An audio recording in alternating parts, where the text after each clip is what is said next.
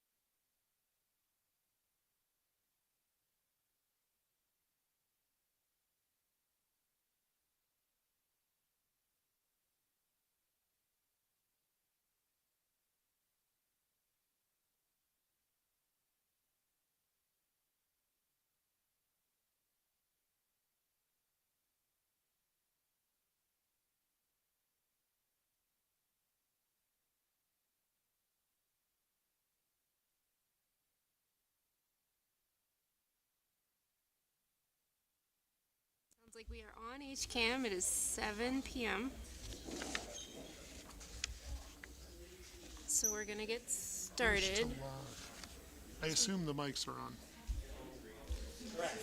Okay. Correct. I won't touch any buttons.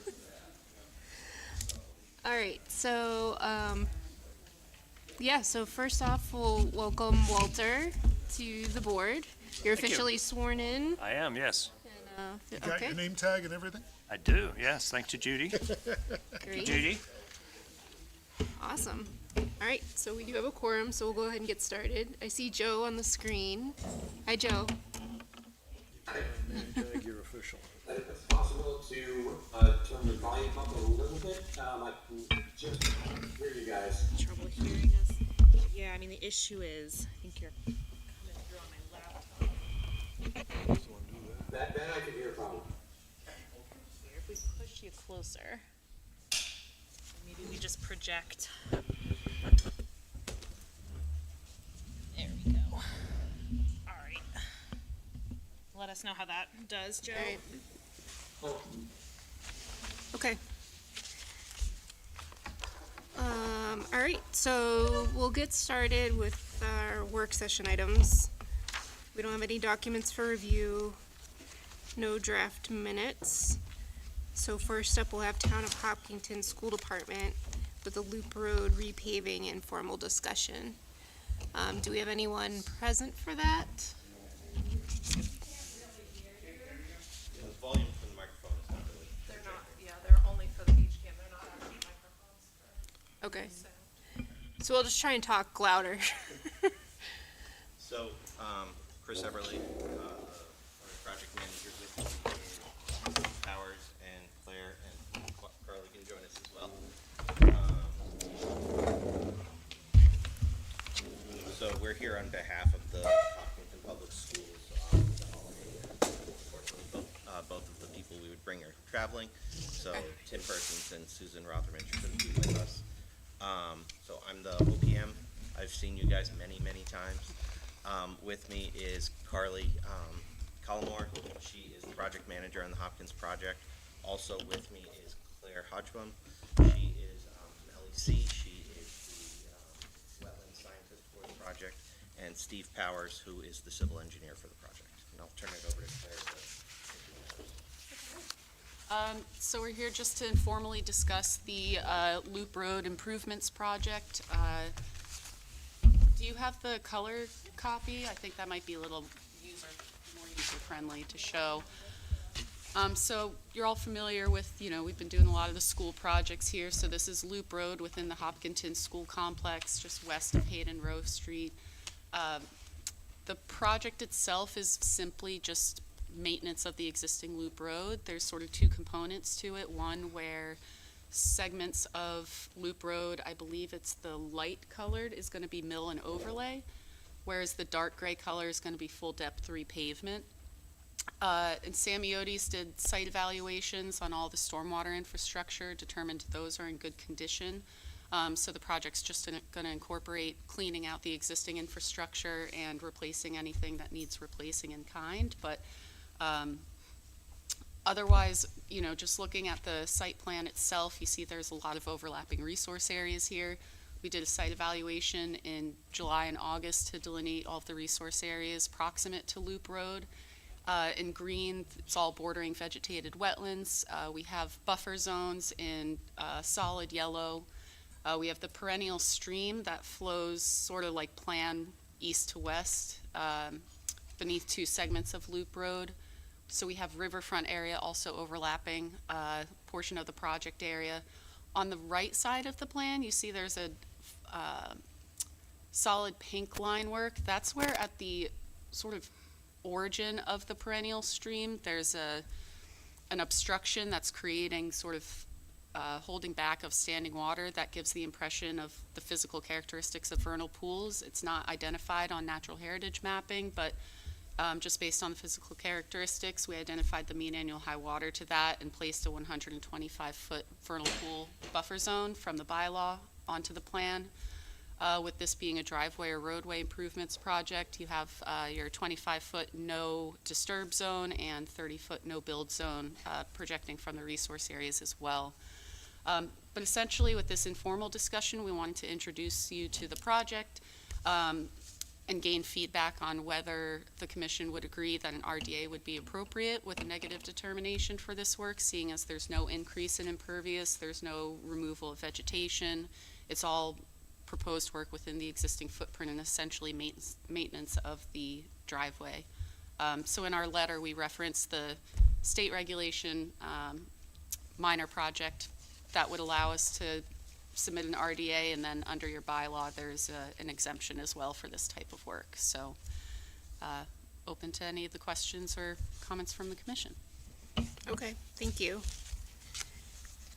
So you said that all the stormwater infrastructure was looked at and found to be in good condition. Is that So accurate? we looked at it, we went through and we looked at all the stormwater structures. The catch basins Catch and basins, yes. They're all structurally sound, which was surprising. Usually there's at least a couple of them that sag and, you know, you have to reset. So they were all structurally sound. Part of what we're proposing with the remediation plan is cleaning out, obviously, any of the catch basins and any of the other structures, and just ensuring that the conveyance system works properly and continues to work properly, so there's no holdup or blockage of runoff, you know, getting in there so it can move.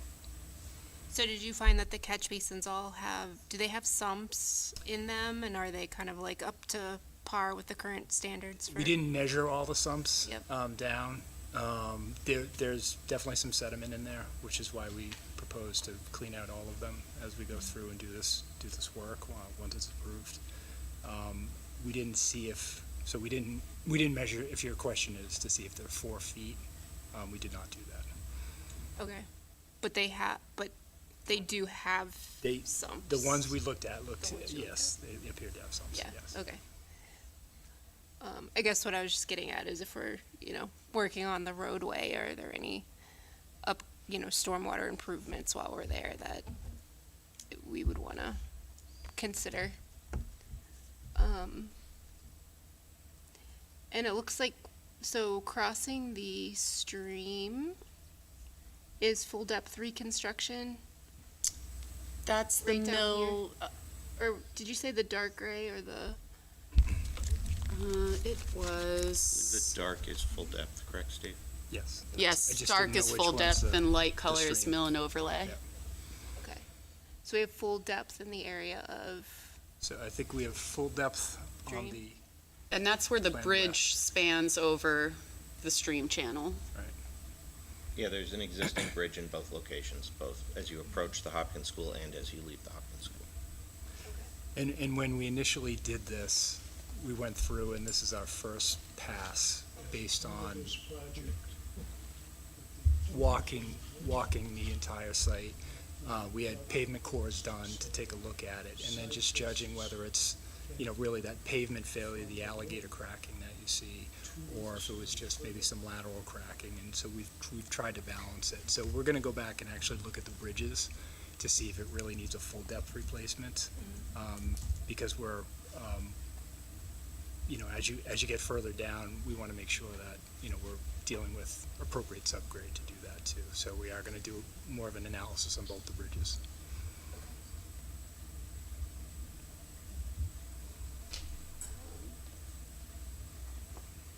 Okay, does anyone on the commission have any questions on this that they want to bring up? This is Ed. Just yes, sir. briefly, the stream crossings, are they current standards?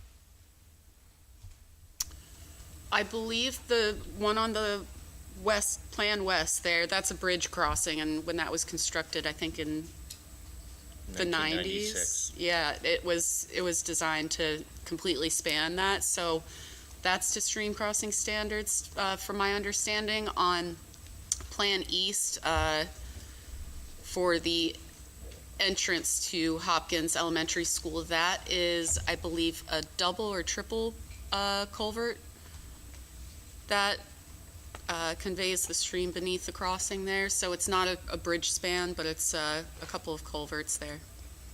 So it's not current standard. No, I wouldn't say so.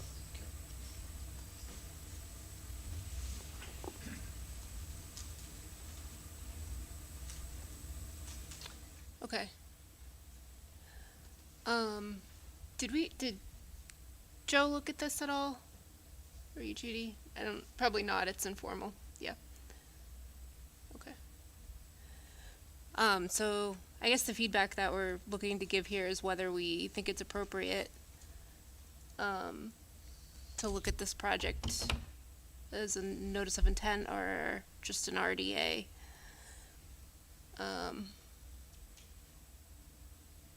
there any work occurring with the curbing out there? Replacing, it's bituminous curb, that would be replacing the bituminous curb. Okay, but no widening in any No locations, no new sidewalks. No, we really tried to keep it within what was originally constructed in 96. The project has enough remaining to tackle this and refresh it.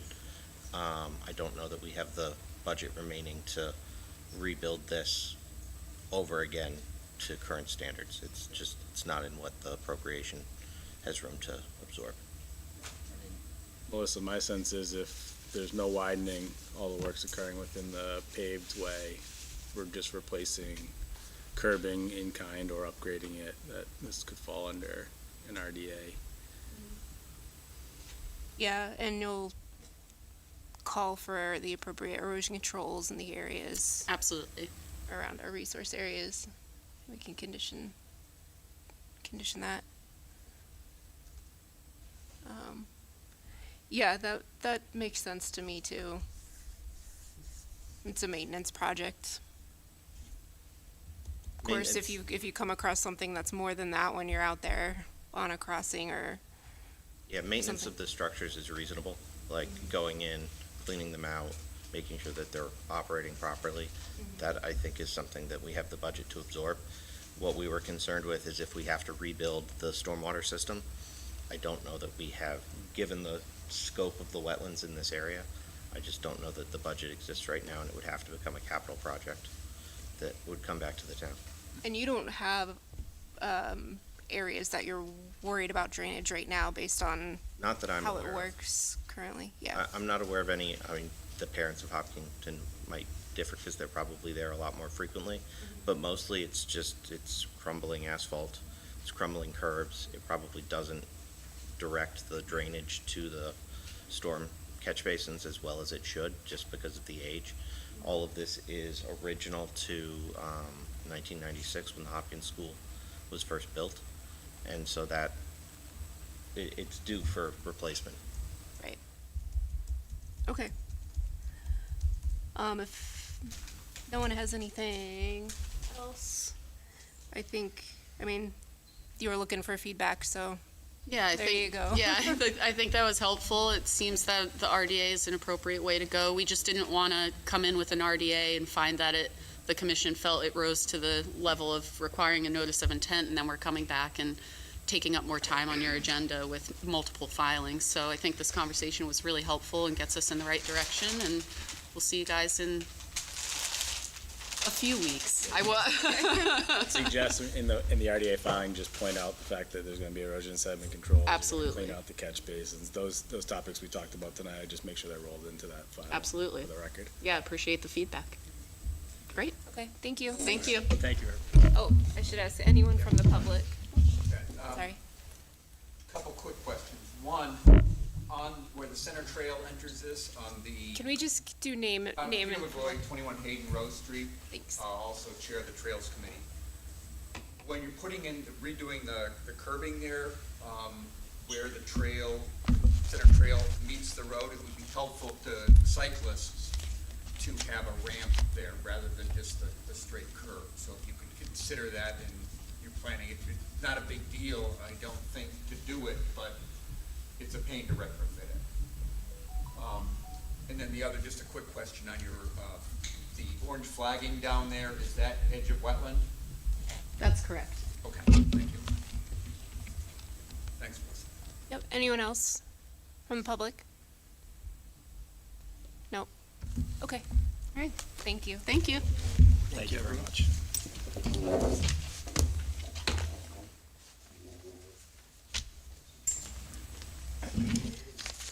All right, being that it is 7:15, we'll jump to the new hearings. So first up, we have 10 Clinton Street. Ted, if you don't mind opening with the notice. The Hopkinton Conservation Commission will hold a public hearing on Tuesday, November 25th, 2025 at 7 p.m. at the Hopkinton Senior Center, 28 Mayhew Street, to hear all persons interested in a notice of intent filed by John Prue to install a replacement septic system with associated site work. Location, 10 Clinton Street, Assessor's Map R14, Block 4, Lot 0. All right, welcome. Good evening. Good evening. For the record, Margaret Bacon, I'm an engineer with Civil Site Engineering, and I'm here with the applicants, Claire and John Peru. And we're here requesting a permit to replace an existing failed septic system. So I see you got the revised plan up there. So I tried to address a lot of the comments that Judy had given me, and LEC's comments were very similar to yours. So basically, if you want me to go over this plan, or? Yes, please. Okay, can you zoom just out a little?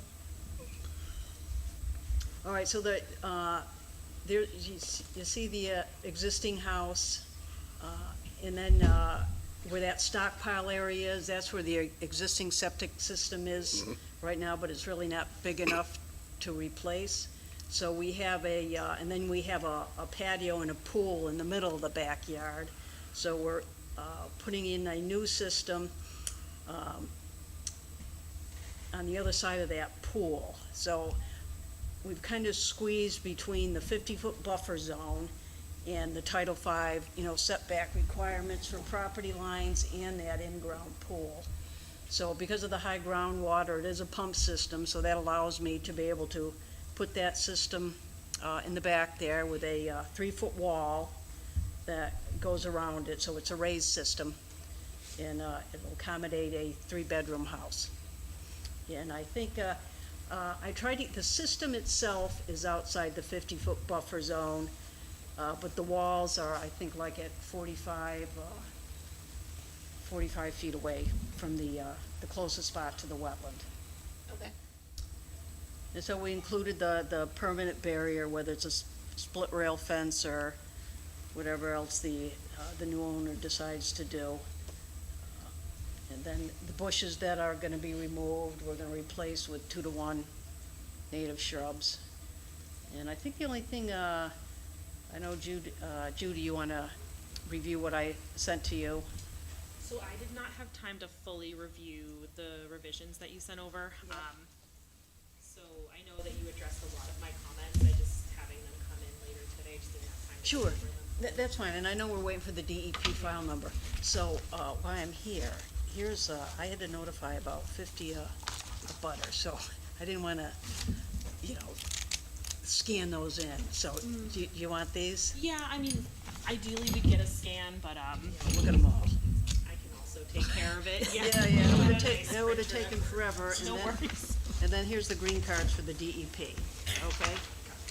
And then here's 2 hard copies of the revised plan. Okay. And then if you have any other comments, you can just let me know, and hopefully between now and the next hearing, we hear from the DEP, and then we can kind of put this to bed. Can you just describe what the area where the proposed system is going is right now? Is that grass, or what is that? Well, actually, area? part of it's a patio and grass. So that patio is gonna get moved slightly over to the left. So Oh, okay. and so the new system on top's gonna be grass, but right now it's partial patio and grass Okay. combination. Okay, so you're taking the existing patio area, same size and And everything, just sliding shifting it it over. over? Correct. Okay. Okay. Thanks, Tim. Oh, there you go. Yeah. There you go. It's not really what I would call a patio, but it's gonna be Man-made. moved. Yep. Okay. I guess I'll just ask Joe if you wanted to go over any of your comments. Yeah, I could briefly just mention our observations at the site inspection. Yep. We had no issue with the delineation. As usual, I do note that if there are any invasives present, there were some invasives, primarily common buckthorn and glossy buckthorn along the wetland edge. Just for the commission's knowledge on the site issues. And there were 2 piles of grass clippings observed along the edge of the wetland out there. One between flags 1 and 2, and one near flag number 4. And we would just recommend that an alternate place be found for piling grass clippings further from the wetland. Other comments, really, I think Judy's comments covered everything else that I had noticed in the application. So if she's satisfied with the responses, then I would be too, I think. Okay, thanks, Joe. All right, so the split rail fence PIB is new. Is that being that's- proposed or that's existing? Proposed. There's one of Judy's comments, some type Okay. of a barrier, whether it's rocks or a split rail fence. I think the new owner may want to chime in on what he'd like to have there. I think a split rail fence is a little more attractive. So is that at the very end of the property line? Looks like it's set No. back quite a bit. Yep. Or is that something you could review with us, Judy, when you guys come out on Tuesday? The location of the barrier. Yeah. Yeah, so it'll be up to the commission where, if they're comfortable with the location of it. But when I come out, I can try to approximate where it would be based on, the distance So to what the is a patio. permanent barrier? It has to be a fence, or? It doesn't have to be. It basically is delineating a line where it's putting a line on the plan and something, on the property visually to inform the owner, landscapers, people that there's a resource area beyond this point. We want to protect it. There shouldn't be mowing lawn. There shouldn't be dumping, We didn't know that. Yeah, so- How come We we didn't know don't that know? at all. We've been there 40 over years. 40 40 years, and years. we didn't even know that we had that there. had wetlands. Yeah. Yeah. Yeah, so this is, comes up when, a lot of times when houses, go for sale, it's an Uh-huh. educational thing, and that's why we try and put in these markers, so they're on a plan. they're out there. So for going new- forward, someone knows. Yeah, exactly. If there's new houses being built, properties being developed, all the new properties that go in town, they automatically put these up as part of the project. But the houses, the older houses that have been there for a while and didn't necessarily come through the commission to begin with, don't necessarily have that visual in place or on the plan. So it's something we So my just, clippings I've been putting in the area that I think was fine. And it wasn't. I pulled some of them out because I was told, but the ones that are left is yeah. So for the new homeowner, different. you'll, have that. You can talk with Judy. I mean, we're not closing tonight because of the DP number and whatnot, so there's some time to discuss that, and you can talk with Judy, and we do try and keep that barrier, as close to the 50-foot as we can, get as much space as we can to kind of protect that resource area. But you can look at it and make modifications or proposals. Does it have to be a certain height? No, it doesn't. It doesn't have to be. It can be a fence. It can, the things that we've seen, we're up to, we're amenable to working with homeowners on what fits for their property. We've seen split rail fences. We've seen like boulders kind of lined, to edge lawn areas. We have posts, like people have put in posts with a marker on it that says, we have them in the office. Judy has them. They're free. You can put marker, medallion we call it, and it says resource area and has a phone number. So if somebody's looking at it, it's like, what the heck is this? there's a rock bed all along across there, so. But I think it's Yeah. further But it's up further, they're so yes, talking it's about. gonna come up. Yeah, that looks like it's, What were you saying, Margaret? You've Oh, seen? so what I've done on some projects is a combination of a fence and then shrubs, fruit-bearing shrubs, and then split rail fence, so it's actually kind of attractive. It's not just a straight, it's a combination of shrubs and a fence. Gives you the barrier, but has a little more benefit. right, yeah. So you can talk about it and bring it back for the next meeting. Yeah, we just want to make sure we have what we need to do for the next meeting. Judy will let us know. Yep. So between my comments, Joe's comments, and if DEP comes back with comments, it's rare with projects of this nature that they have substantive comments, but in case they do, that would just be the additional item to address. So even if we get the permit, we still have to wait for the next meeting from the DEP, right? It has You to need the be at a DEP public, number, right, and it has to be at a public meeting. It can't be in between. right? We need to vote on it in a public Okay. meeting, yeah. So our next meeting is December 16th. December 16th, December 16th, yeah. no moving to North Carolina. So I'll open it up if anyone in the audience has any questions on this. Do you have any questions, Dan? No, I don't think so. So the fence, that's a mandatory, the permanent barrier? Some sort of permanent movable barrier. A fence is great. It could be something else if you want to propose, like we were saying, posts or shrubs. Not shrubs, we usually do a combination, boulders, something that's not gonna get just like cut down or mowed through or, yeah, The trouble with shrubs is we can't put a medallion on it. yeah. You know, a tree, we can put a medallion on a tree trunk, but we can't put a medallion if it's only shrubs. So There have to be beyond, additional markings. so beyond that area, they won't be able to mow? Right. We can still like access the area, use the area, just can't put anything like permanent there or It depends what use means. have kids like play, run around it. If they're running in Yeah. the woods, that's fine. If you're building paths through there, that would be a Or problem. like,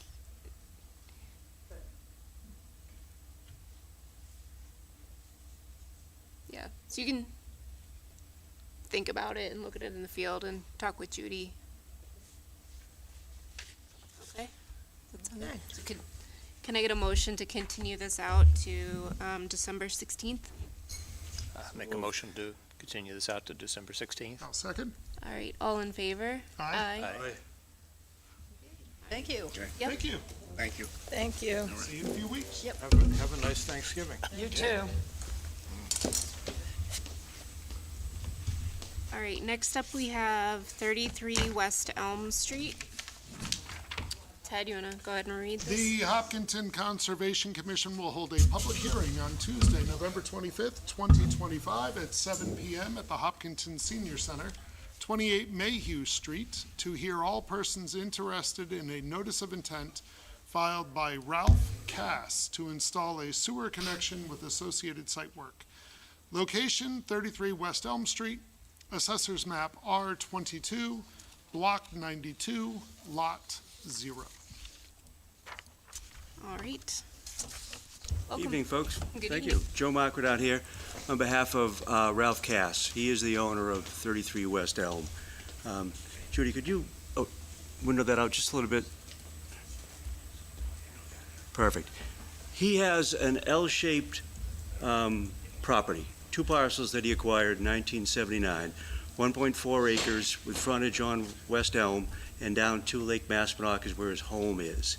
He also purchased the narrow strip that's heading to the southwest, 40 by 156, that joins his parcel, vacant land, mostly lawn.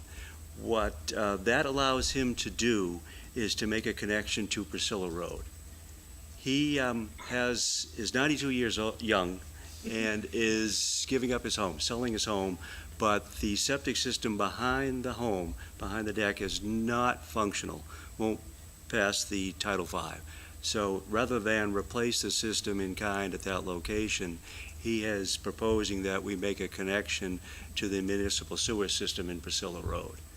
He, on his own, approached Kerry Reed, got the approval for the idea with the condition that they come back with a site plan that all groups, Board of Health, DPW, and this group can weigh in on for the connection. And that's the reason for this plan. In anticipation of all those steps, we reached out to Scott Heim at Northeast Ecological to have him delineate the resource area. I expected it to be down at the edge of Lake Maspinock to the south and east. He hung flags further into the lawn and identified that as the limit of the BVW. That creates the buffer zones that are adjacent to the home. The home sits between the 50 and the 100 foot. So what we're proposing is to drop an E1 grinder pump assembly at the back of the existing wooden deck, make a connection to the plumbing in the home, and then work our way out to Priscilla with that force main that you see on the plan. We're a mixture of woodlands and lawn.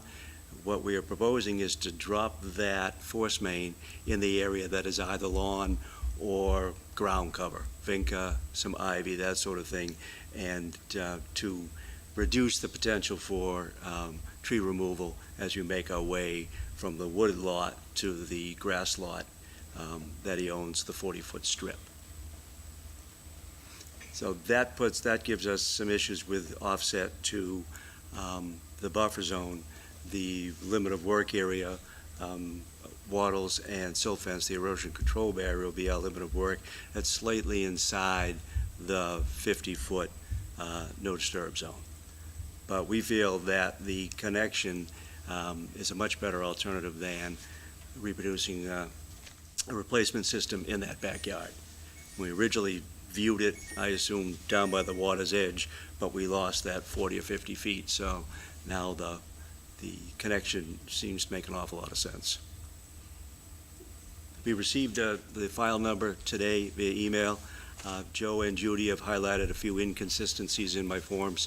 I made a couple of oopses on those, so those need to be tightened up, but we feel the idea is a good one. Okay. I see. Is that a PIB that's proposed there? Those three? Yeah. Medallions? Yep. Yeah, okay. Yep. We figure there's a wire fence on thin metal supports, something maybe a little firmer, but right about that shrub line limit of the fencing. Okay, yeah, that's great.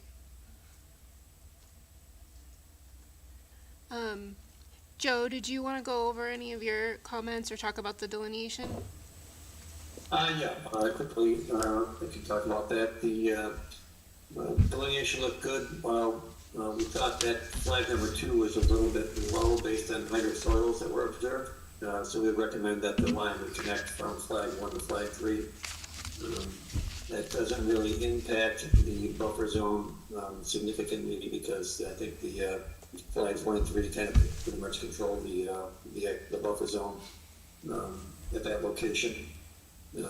As Joe had mentioned, with respect to the forms, there were a couple of issues like the latitude and longitude, some additional information needed for the waiver request, and a couple of errors on the BVW determination forms, but those did not change the determination of whether the sample location was wetland or upland.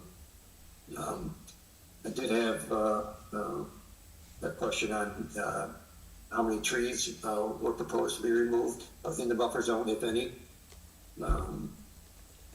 And requested that the applicant just kind of describe how the site would be accessed, I would imagine, from the street, but just wanted to confirm that. Also, there is a FEMA flood zone, 100-year flood zone from Lake Maspinock, which is based on elevation 350.5 feet. The elevations on the plan don't make it evident as far as where the flood zone or the buffer zone from the flood zone would be, so I recommended that those also be added to the plan. And I think the last thing I recommended that there be a soil stockpile location if one is proposed, should find the plan. I think that pretty much covers my 2 minutes. Okay. You mentioned trees, trying to avoid trees. Yeah, we anticipate, you can see the symbol there with the force main near the stone wall where the larger parcel meets the smaller one. We anticipated that pine tree would have to come out, the 12-inch pine tree, the odd symbol just above the cursor. Yeah, up and left. Oh, here it is. Yeah, right in there. They're nestled right against each other, the larger oak. Folks don't have an affinity for tall pine trees, given how they tend to come down in storms. So in discussing that, it seemed that would be the best way to go, is to remove the pine tree and leave the oak. Okay. The rest, I think we can work around. And then once we cross that boundary line into the thin strip, it's almost entirely lawn. Do you think the homeowner would be amenable to replacing a tree replacement? Not in kind, like same kind of tree, different tree, but replacement for the one that's coming down in the buffer zone? What replacement, what are the particulars? Are we talking caliper inch for caliper inch, or are we talking? Usually we do 2 for 1 on a tree. I don't know if anyone has any thoughts. We don't have a stiff policy. Shrubs are also acceptable. We'll do shrub replacement for trees. Okay. Yeah, I have discussed it with Ralph. I Okay. can certainly take that up with him.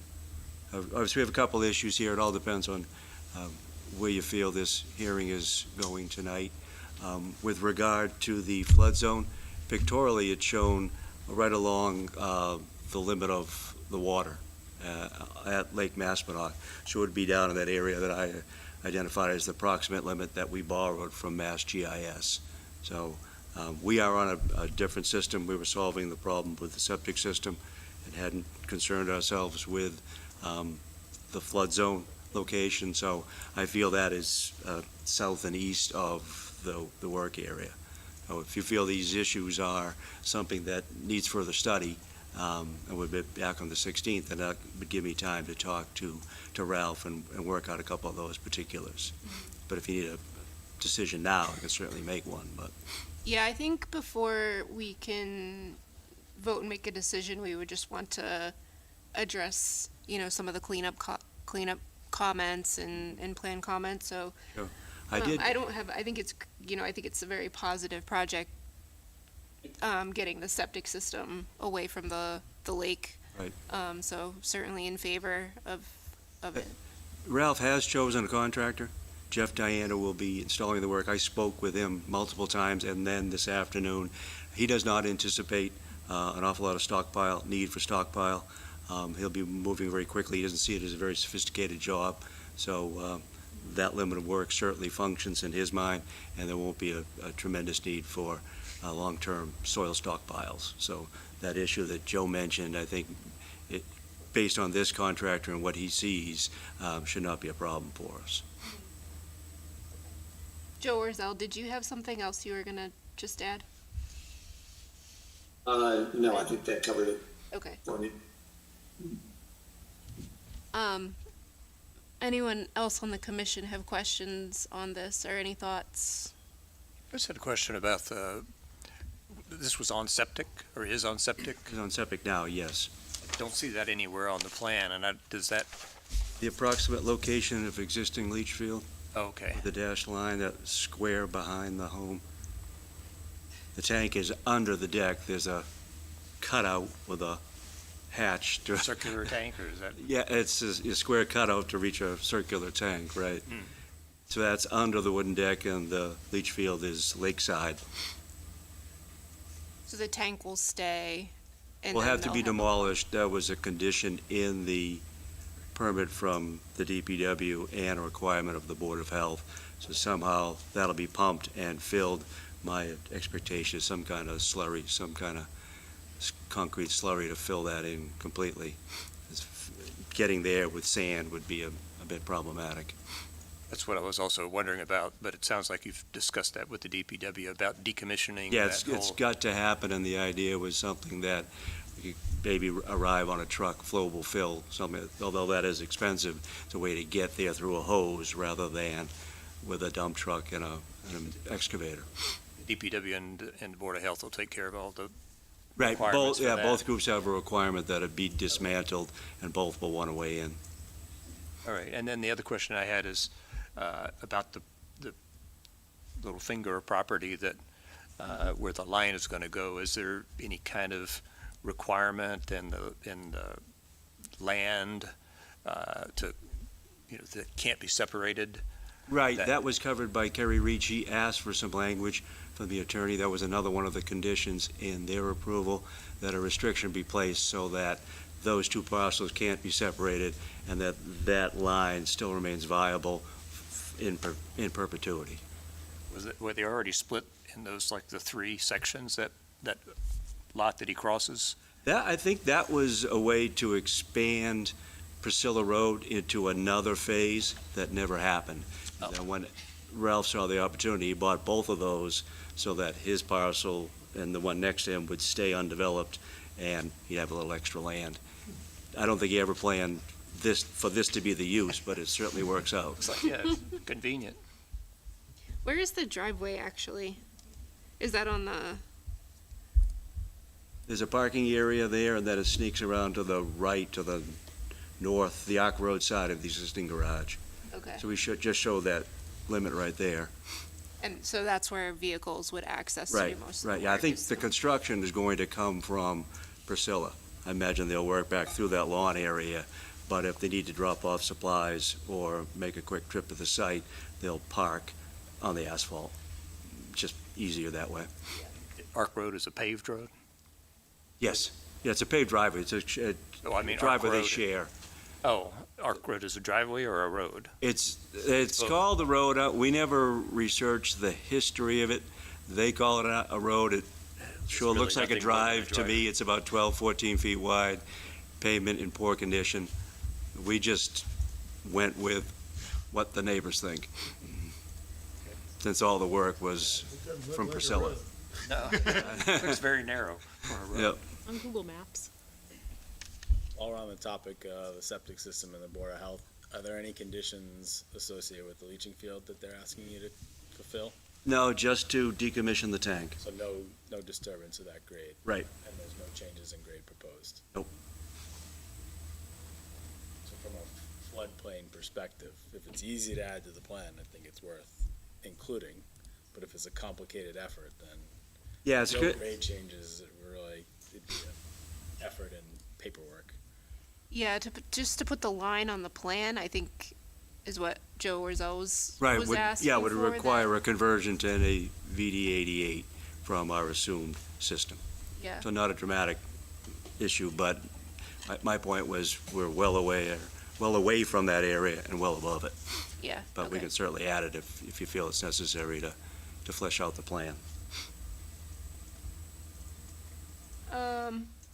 I mean, I think for consistency of what we're asking for people to include on the plans along the lake, if we can add that, that would be great, but I don't anticipate that that's gonna change anything, as far as how we feel about the project or Well, yeah, require yeah, anything yeah, different yeah, than I what think you so. already I think have it's, your shown. point is well taken. Yeah. It will check the box, but it's not gonna have a material effect on the design. Right. Does anyone from the audience have any questions or comments on this application? Okay. With that, I think continuing out to the 16th, is that That okay? works for us, sure. All right, can I get a motion to continue this out to December 16th? I'll make that motion. Second. All in favor? Aye. All Great. set. Well, thank you. All right, next up, we have 15 Montana Road. This was requested to be continued by the applicant, however, we still need to open the hearing. So Ted's gonna read it. Happy to do that. The Hopkinton Conservation Commission will hold a public hearing on Tuesday, November 25th, 2025 at 7 p.m. at the Hopkinton Senior Center, 28 Mayhew Street, to hear all persons interested in a notice of intent filed by Edward Kelly for after-the-fact approval of a barn, chicken coop, paddocks, and associated site work. Location 15 Montana Road, Assessor's Map U19, Block 40, Lot A. You're back, Joe. I'm back. Are you here for this one, this 15 Yes, Montana? I guess the comments from Lucas were not available yet, so Correct. at the suggestion of Judy and Anna, we asked for continuance till the 16th to allow us all to gather those comments and take a review. Okay. All right, can I get a motion to continue this out to the 16th? So moved. Second. All right, all in favor? Aye. Aye. Great, thank you.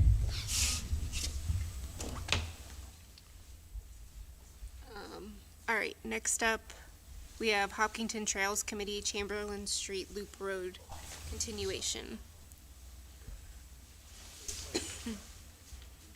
Chuck, that's you.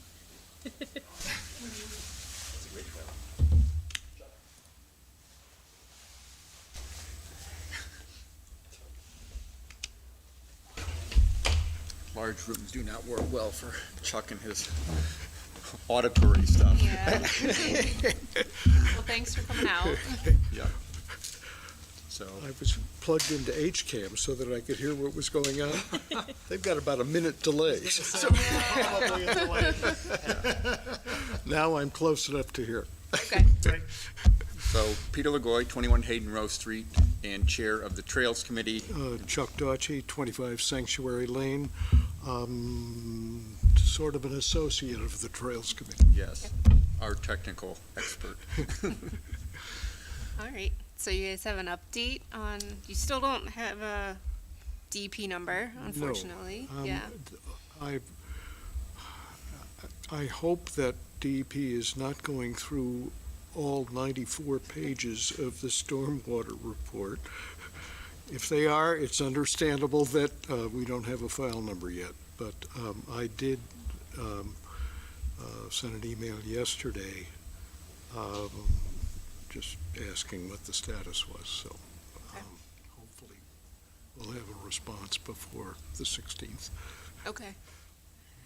Okay, and then I understand the other issue was with regard to whether the trail comes down on the south side of that detention pond that's out by the Loop Road, or where it is originally planned or planned on, or shown on our plan, which is on sort of the north side of that. Right.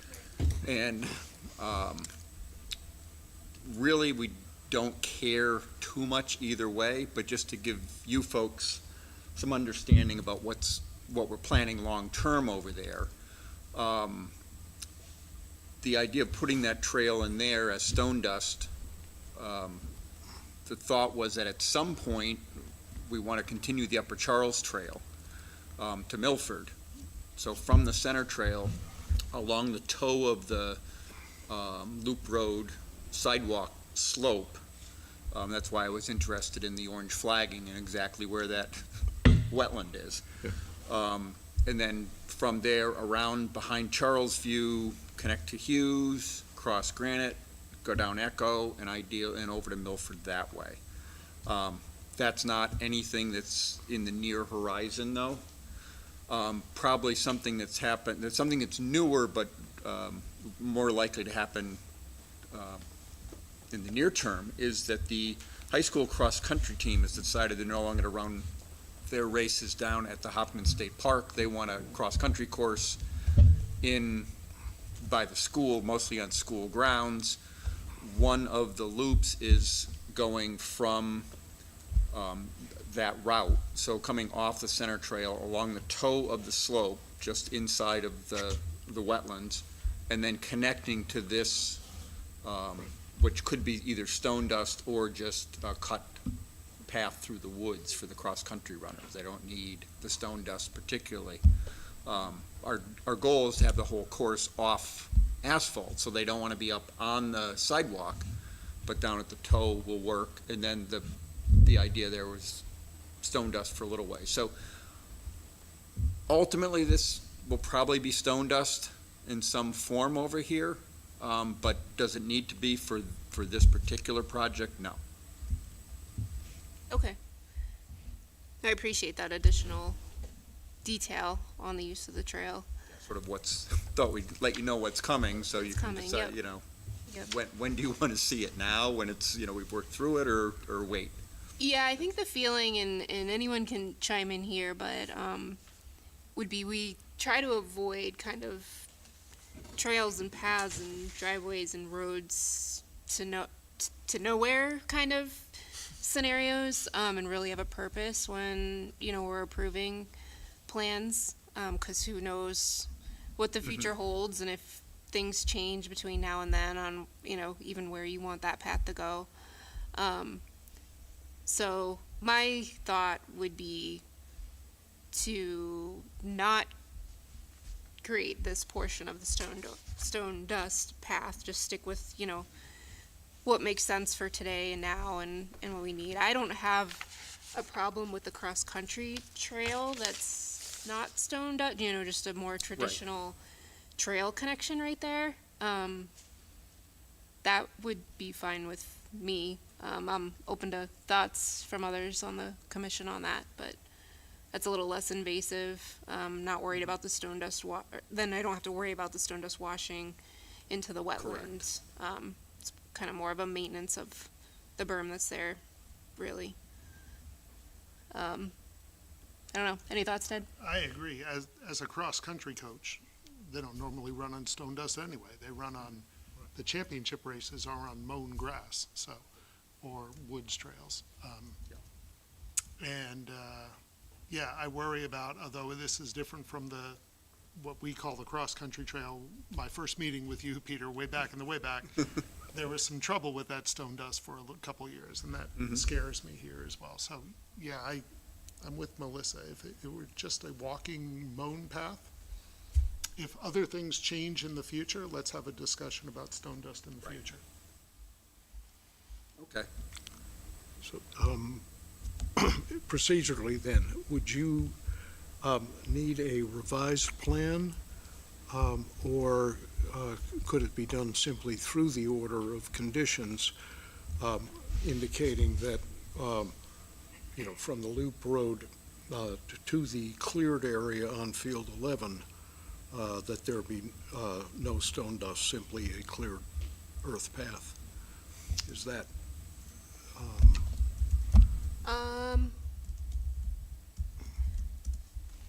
I think you could probably notate that. Yeah, and send a. Do you have Yeah, any?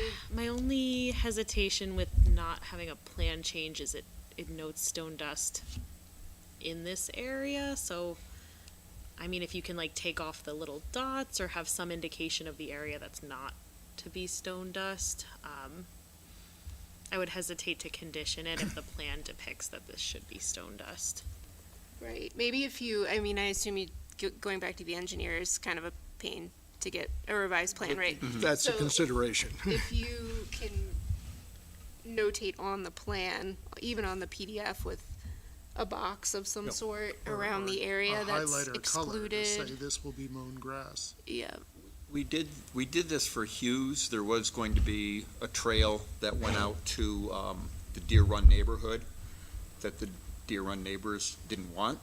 So that, I took that off the plan, and I think it was a combination of a letter and then just marking on the plan. Okay. And that works. So I'll check and see what Okay. that is and suggest it to Judy and. Yeah, we can annotate the. Yeah. The PDF of the full-scale plan. Yep.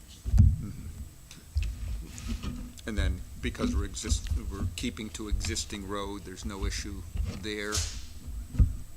Because I'm sure we're close to wetlands on that side as well, but we obviously didn't delineate that. you mean, On the actual access road down to that Field 11, right in Oh. there, exactly. Just to the right Right. there, or Yeah. the lower end is almost certainly some wetlands That's, in there. there I would, so there would be no change there Right. until we intersect with the designed road here, at which point, then we would pick up stone dust, or do you want to avoid stone dust until we get to the old Woods Road? I think we're fine with stone dust after that curve, Yes, okay. right? Yep. Yeah. Yep. Yeah. Right. Yeah. That's where I would see the stone dust would Right. pick up, right with the hand is there in that bend. Good. That enables us to deal with a little wet spot in the, compacted road, just where the wetlands close in there. Yeah, no, I think that's fine. Okay, I think we're on the same page. So, Right. Peter, I'm curious, do you have, this is outside of this, do you have a concept map of the new cross-country route? I'd love to see it if you wouldn't mind Sure. emailing me. Judy has it, actually. Oh, really? I sent it over tonight at about 5 o'clock, so. What you talking What about? that route looks like, I'd Yeah. love to see The that. latest Yeah, I email. can send it to you. Oh, I do have it. Maybe Judy can send it to me. okay, I sent it and I said, oh, we probably don't want to put this up there because we can go down that rabbit hole and be here for a half hour looking at it. I will send it to you. Knowing your occupation. But yeah, I'd actually be happy with your Yeah. thoughts on it. And there's a couple of interesting, And I think it's great leaving the park, and all the I pavement do. that they run on in the park. yeah, I agree. That's not real cross-country. And a team as good as the ones we have deserve a real cross-country course. Well, we did the one for the middle school kids. Yeah, And they turned into absolute snobs. My son was one of them. They was like, this cross-country course is on asphalt. Like, oh my God. Anyway.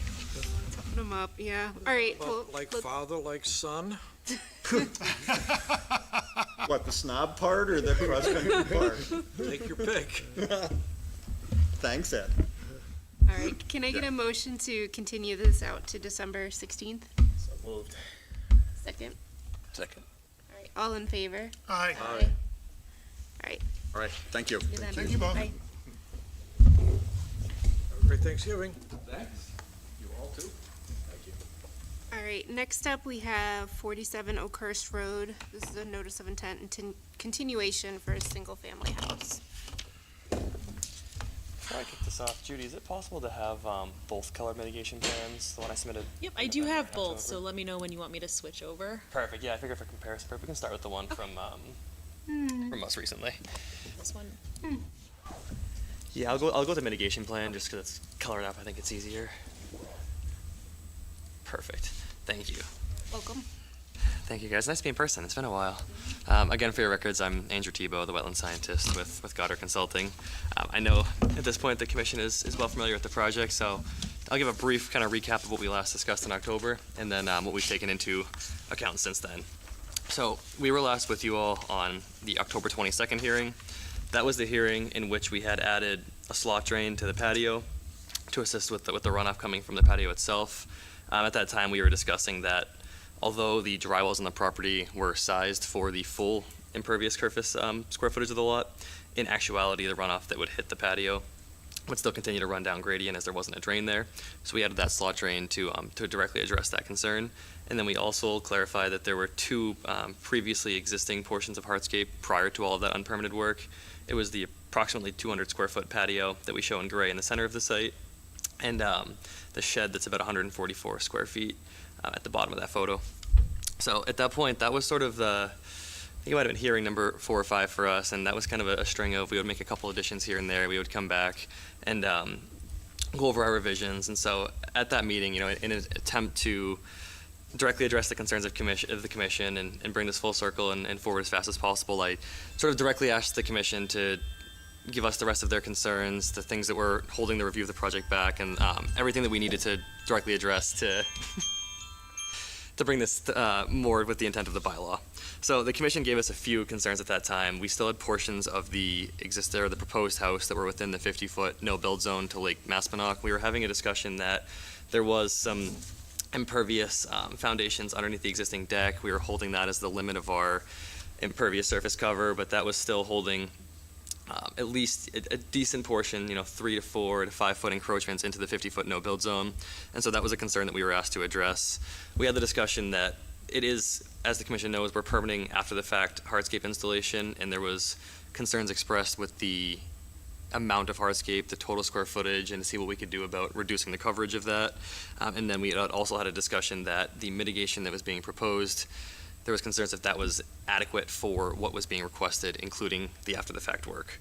So since then, that was really helpful for us to hear those concerns directly, and the most recent materials that you all received, and I know that was not long before the meeting, so I'm happy to run through them and answer any on-the-spot questions that come up.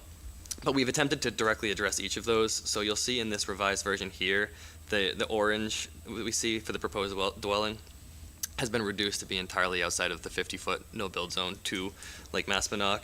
Previously, we had about 3-foot encroachments beyond. Judy, if that old plan is easy to switch to, the old mitigation plan, if you have it, just because it shows the orange comparison, it's not the end of the world. It would just show how much we cut back. It was approximately 3-ish feet in most spots, but we pulled it entirely out of the 50. To address the concern, oh, it's perfect right there. So that orange shows where we had encroachments into the 50-foot. So you'll see in the northern sections, we were making the case that we were holding that existing limit of foundation underneath the existing deck and then spreading it laterally across the lot. But what that was doing was still keeping some portion of the structure within the 50. We'd had the conversation that, though it may be difficult architecturally, and that's why we were keeping that design, that's not necessarily the intent of the bylaw. And so we had reduced that structure to get it entirely out of the 50, as we see here. Additionally, actually, while we're on this one, that existing shed that we see in gray at the bottom of that photo, there's an existing deck there that's the sort of furthest protruding structure towards the bank of Lake Maspinock. That would be within the commission's 25-foot zone, and then it's directly adjacent to the lake. So hearing the concern about the amount of hardscape that we are seeking and after the fact approval for, that seemed like the most logical portion to cut, as it's the closest to Lake Maspinock. It's also directly adjacent to an area that we're trying to restore with native plantings, and so the removal of that would address the concern of both the limits of the hardscape, the proximity of the hardscape, and then allow us room for more plantings as well. So if you don't mind going back to the most updated plan. So what we did is the site plans were revised. We added a note that existing deck is now to be removed from the property as part of the project, and that also gave us more planting room. So we were able to address that comment as well. So when we were last with you in October, we were proposing 91 mitigation plantings in the rear of the property. Since then, we now added an additional 19 low bush blueberry. So that's the fuchsia purpley color that we see in the middle of the restoration areas. So that area with the previous proposal was portions of the existing deck there. It was portions of lawn that was originally proposed to be maintained. So we've expanded the mitigation area. This now puts us to 110 plantings around the property. It expands the area in which we're removing lawn and removes that deck. And it also has an additional species that was not originally included in the planting plan. So those are the revisions that we've made. The attempt has been to listen to the concerns that we heard and address them directly. I know that the commission did not have a ton of time to review the materials. I hope that the comparison right now is helpful, but if you do have any more questions, I'm more than happy to answer them here. All right, thank you for that description and update. And for moving the building out of the 50-foot buffer. Definitely appreciated. Yeah, this didn't have much time to digest and look at it beforehand, with the notice here. And the other thing I know, Jim is not in the meeting. Oh, we do have 2-4. Okay. Yep. Try and make sure that commission members who have been, present for all the meetings are. Yeah, quorum concerns when they go on for a while. No, I appreciate that. Discussion. Absolutely. Joe Orzel, did you have time to look at this update? I did not. Okay. Just hearing the changes right now that were made. So I really didn't have time to look at it in any detail. Yep, okay.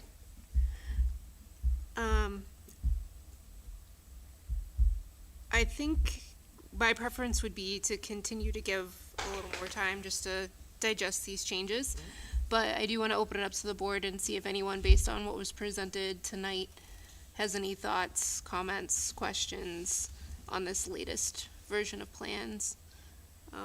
Walter, too, I know this is new to you. We've been looking at it for quite a while, but. I'm also looking at it from my experience on the Board of Appeals. I mean, have you been before the Board of Appeals about setbacks? So on this lot, they actually got an approval to move the front yard setback up 10 feet early on in the process. But I mean, the 2-foot setback on the front corner of the house. I mean, that's. Oh, that I have to get you an answer extreme. on, yep. I believe they have addressed all of that, but that's something that we can definitely confirm. I mean, it's not our domain, but. No, but just something important to be aware of course. They have a lot to work with here between side yard setbacks, front yard setbacks, buffer setbacks. It's been through a lot of iterations.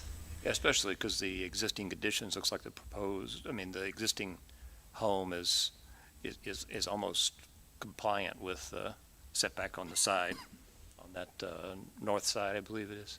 Yep. But you're expanding that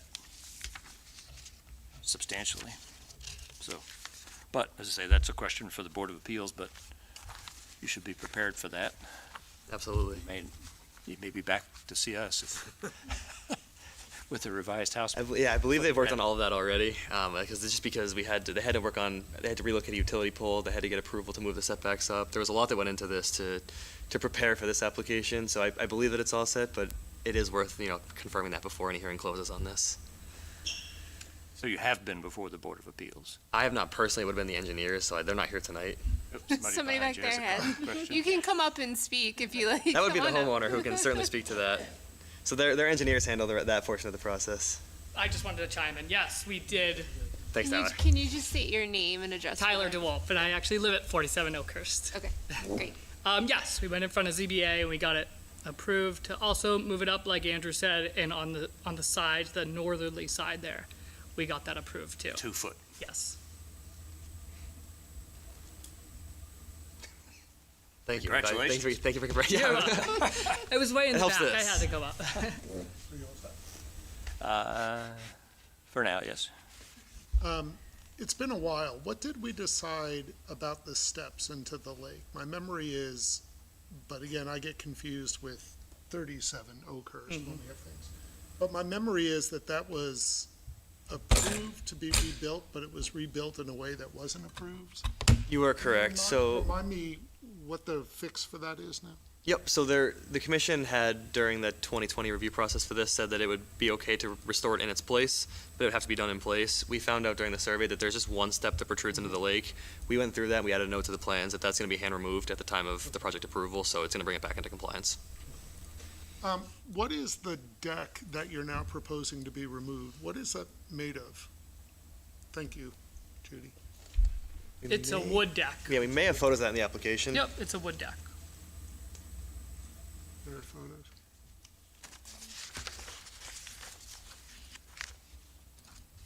It's likely the notice of intent had some, and we would have some to provide if that's helpful as well, but it's a wood deck there now, so we're proposing to now remove it and Yeah. significantly increase the plantings that are within that area.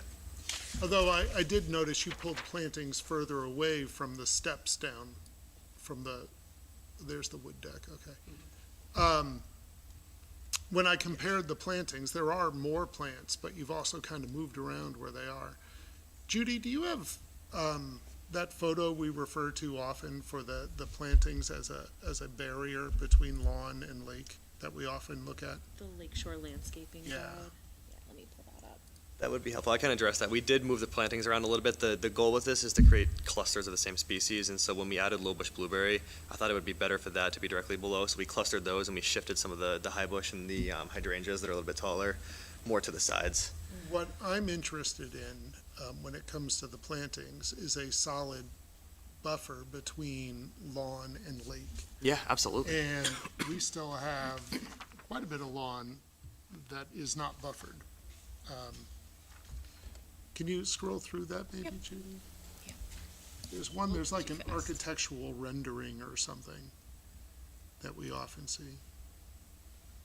I don't know if this is the same document or not. Do you know the one I'm talking about? Yeah, I think this is it. different It's You just, just gotta keep scrolling. yeah. Lots of info. Oh, no. Here we Yeah. go. Oh, yeah. So what I like about this drawing is there's still access to the lake. It is a curved path so that there is no straight shot from the lawn to the lake for runoff to get into the lake. That there are plantings protecting the lake at every moment, even with access to the lake still allowed. That's a model that I've been hoping that our lakefront residents move towards. And I don't think the plantings proposed here are necessarily doing that. I appreciate more plantings, but the lake protection goal of it, I don't think is necessarily being met. No, I appreciate this. That is helpful feedback. I know, yeah, as a president, we sort of have the direct access down the lawn with the plantings on the sides. That's something I'm happy to take a look at and sort of discuss with the homeowner. I think, at least on my experience, as a single-family house lot now, I think the quantity of plantings here is significant and, at least in my opinion, sufficient. But I think that the locations and the design of them, I think there's certainly room for discussion to see what we can accomplish. This is actually a helpful graphic. If this is available on the website, I'm happy to take a look at it. Yeah, and, I can send it to you, too. With Yeah, the thank you. addition of the slot drain too, I think we were trying to address that with the runoff, right? From the patio, the slot drains would collect most of that. I'm thinking lawn runoff. You're thinking lawn runoff. Yeah. So- I'm thinking any runoff, but a portion of that is lawn runoff. And I think, so that, based on that thought, I think, at least on this property, and actually the plan that Judy has up here is fine, that would be difficult to accomplish, because if we look at the patio now, there's sort of the existing retaining wall, the first set of steps to lead down to the lower lawn, and then the second set of steps, so the whole sort of design of the lot and construction is designed to have straight access through the rear, and I think all of the existing structures that are there that would make that level of a design difficult to maintain, I think that, certainly for new development projects, it's really cool for stuff like that to do. I think that at least the concepts of it can be addressed. I think, there's probably wiggle room to shift the plantings around a little bit and at least address that. I think that would be difficult to do here, but I think with the level of plantings that are going in, I think the fact that it's still lawn beneath it and is still pervious, and the deck being moved, I think, a slight shifting in some plantings and some creativity could definitely address that concern and still maintain the existing aesthetics. And I guess that gets to my last comment. I am very appreciative that the proposed new dwelling has been moved outside of the 50. And Yes. if these were two separate applications, I think I would have two separate reactions. I like that the deck is being removed, but I don't know what the official definition of hardscape is. To me, a deck is like semi-hardscape. The water still runs through the planks.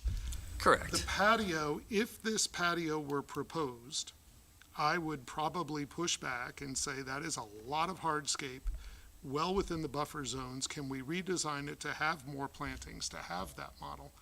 it's an unapproved massive hardscape that is now perhaps creating a difficulty to have plantings that serve what barrier plantings might serve. So when I was looking for a reduction of hardscape or a massive increase of plantings, I feel like we got a reduction of, again, I don't know what the definition of hardscape is, but semi-hardscape with some plantings that still aren't acting as a buffer. That's no, and I appreciate that thought. I think in this case we're using it to describe anything that was constructed. So even if it's a pervious deck, things like that, is because it is still it alters drainage patterns, but it also creates there's no native buffer there now. So that's what we're using it for. Right. But I think that's helpful. And I believe even prior to this unpermitted work, we have the old plan in our original notice of intent application that there was still a straight shot from the wall stairs down to the second set of stairs. So I think that concern is always going to be there. But I think the concern, of course, of after the fact approval is one we're trying to juggle here. So that's helpful feedback. All right. And that's what we're looking at tonight's meeting. We made some substantial improvements, but if there are remaining comments and concerns, we definitely want to hear them so we can, when we come back, we'll try to tackle them head on. Yep. Thank you. Anyone Because else? I know they, sounds like they moved it outside the 50-foot buffer zone, but it's still closer than the existing dwelling, which typically we don't like for new construction to go closer to the lake than the current property is. I mean, is there any reason you couldn't move it a couple feet further, closer to the Yeah, so I can actually address that because that's something we discussed. I'll have to stand up for it because it's going to be tough to see, but that's something we discussed at the last meeting a little bit. So the existing limit of what you'd call impervious, the existing deck that's there now, because of the color plan, it's a little bit harder to see, but it would be this dashed black line in the middle here. That's where there's a deck that protrudes up off the existing house. It's actually like a concrete foundation under it, and so it's a limit of an impervious structure. And so we were actually holding the line closer based on that beforehand. But the concerns were at least the limit of the structure of the commission to try to pull it out of 50. And that's why. So in my opinion, it actually is still holding that line of what's currently there, impervious and disturbed. So the intent would be to leave the design as it is here, but that was something that we discussed quite a bit, and that was our. But the new deck is going to protrude closer to the lake. It's going to be just on piers, and there's no new foundation or anything underneath it, so we won't be expanding any of that existing impervious any further. So it's meant to be in areas where there's currently patio. It would just be the deck over the patio, so it wouldn't change the drainage patterns there. And then if it's lawn underneath it, like in the northern section, it would stay lawn underneath it.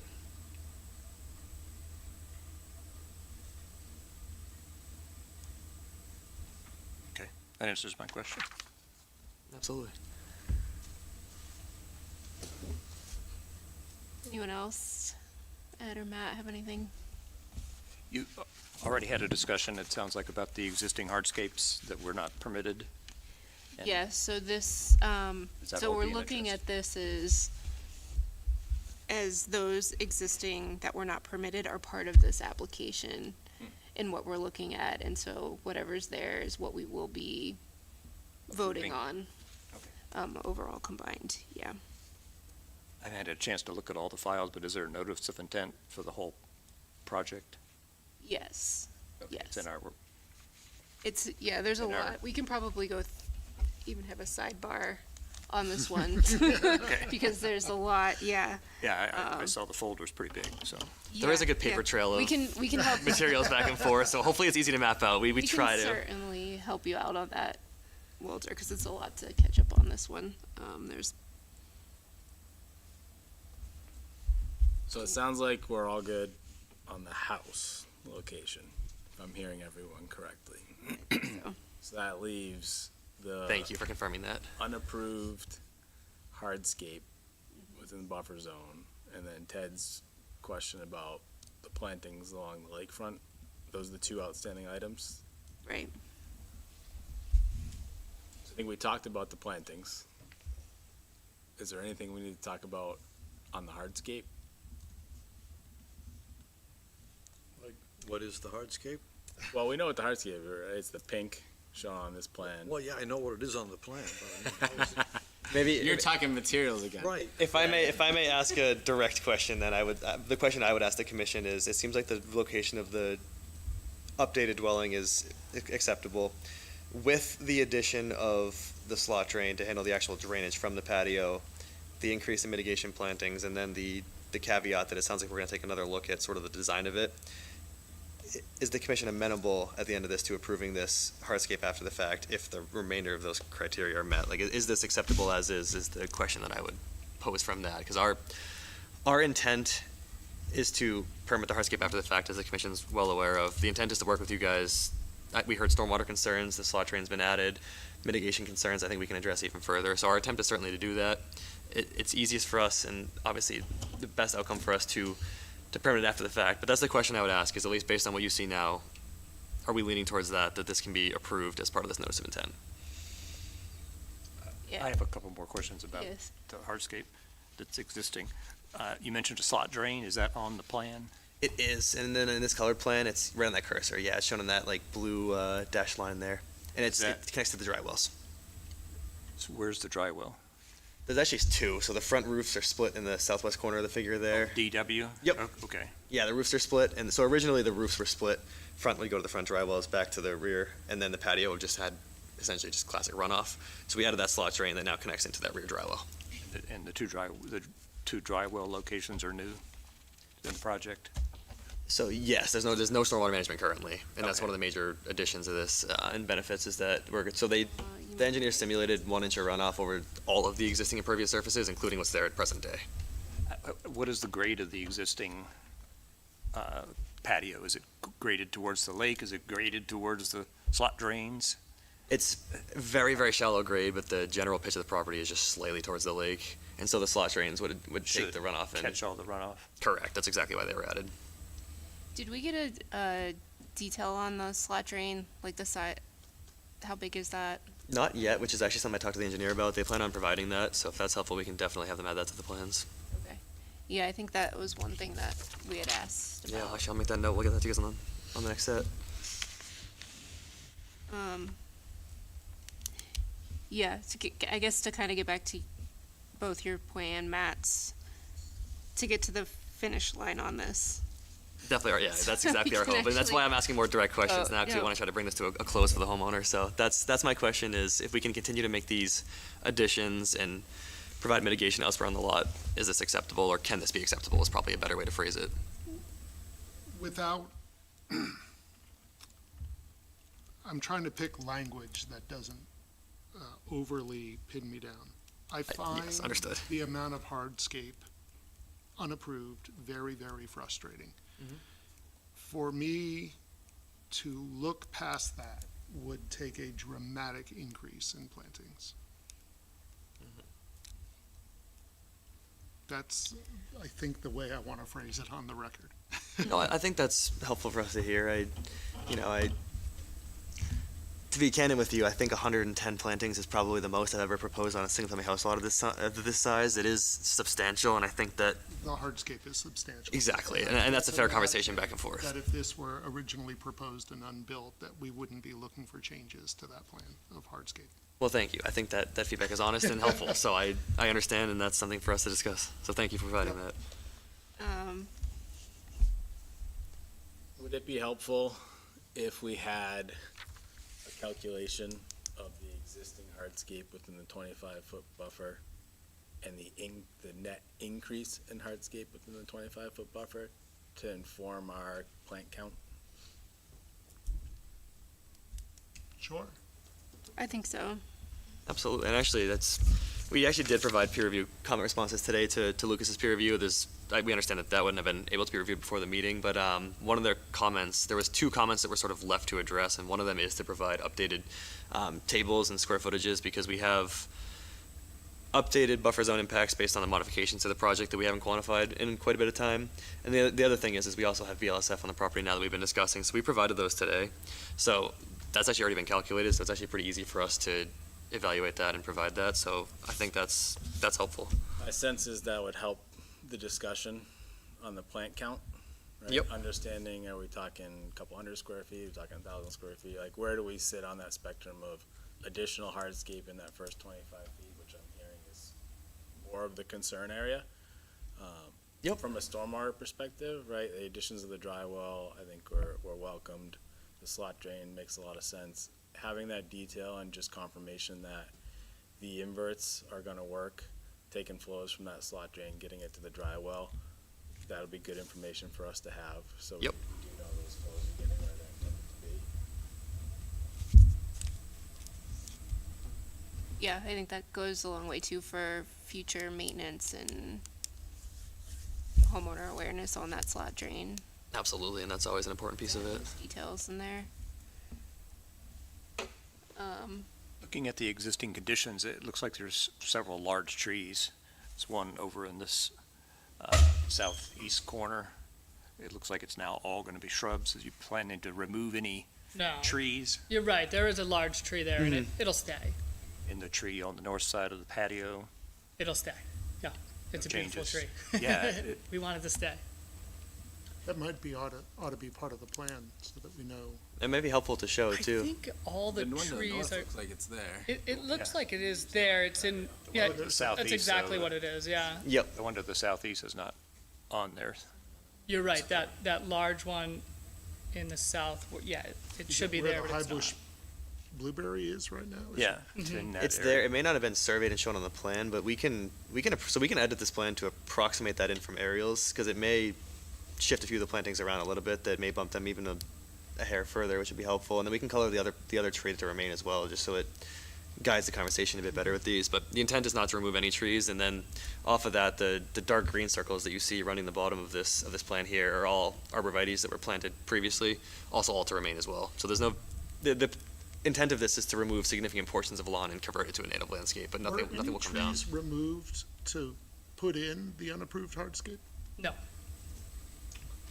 And we did have some photos in the NOI from 2020 that shows the lawn and old patio. the only thing that was removed to put in that patio was grass. I mean, we left, there's a patio that we went over that patio, but the only thing that was removed was grass. Okay. And when you add the slot drain to that, I would imagine that has to be a positive in our eyes, right? That instead of having runoff from the grass going to the lake, the runoff is going from the stone to the slot drain now, correct? And going into the dry well. So I know it's after the fact and it's not the right way to do it, but isn't that a positive? Instead of seeing the water go directly into the lake from the grass? Yeah, no, I think, through this process and adding that slot drain was, in my mind, a big positive and requirement to get that water from the patio into the ground rather than having it run over into the lake, so,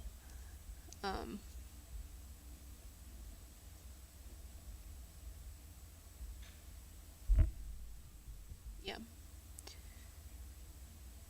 Okay. Anyone from the audience on this one? No? Any last thoughts? I think that's a little laundry list to get us to where we need to be in the next meeting. Yeah, I think that makes things clear To for make a us. So, no, I appreciate you guys having an in-depth conversation tonight based on what was provided. Okay. We can take a look at this, and that sounds good to us. Absolutely. Okay. And if you can provide it with a little additional time so Give you guys that we can, That's always the goal, and I Stew apologize. This on time of year it. is tough, and I apologize for that. So again, Yep. we appreciate it, but we'll make sure, especially knowing that we may be asking the commission to push towards a vote, we'll make sure you have adequate time to review all the materials before we do something like that. okay, sounds good. Then can I get a motion to continue this out to December 16th? I'll make that motion. Second. All in favor? Aye. Aye. Aye. All right, great. Thank you all. We appreciate Thank it. you. Nice to see you in person. Thanksgiving. You guys have a great Thanksgiving as well. All right, 37 Oakhurst Road has continued to December 16th, so we won't be talking about that. We'll move back down to work session items now. So we have Holt Mighton Woods exemption request for a trail bridge. Hello.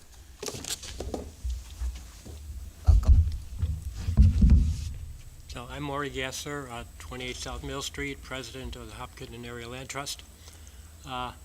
This is a proposal for a small 8-foot bridge to span a stream. What you see here is a generic bridge design, which we can adjust the length. So it shows where the dimensions are flexible. So that's going to be like that, but 8 feet long. And the next page shows where it is. This is Mighton Woods off of East Street, that little stream crossing over there.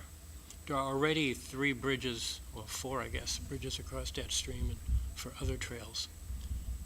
So That's where the circle is? yeah, where the That's where it's circle gonna is. go? Yeah.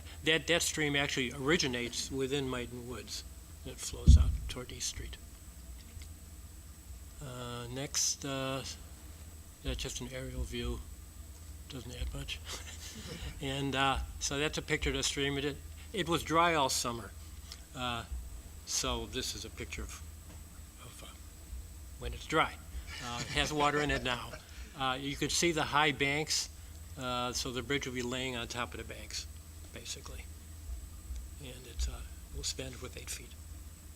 So that's it.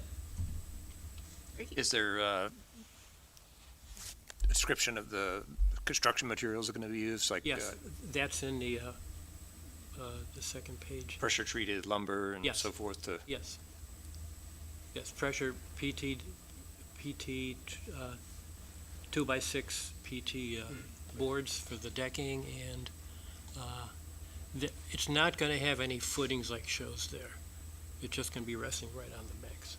Doesn't need any footings in that case. And the stringers will be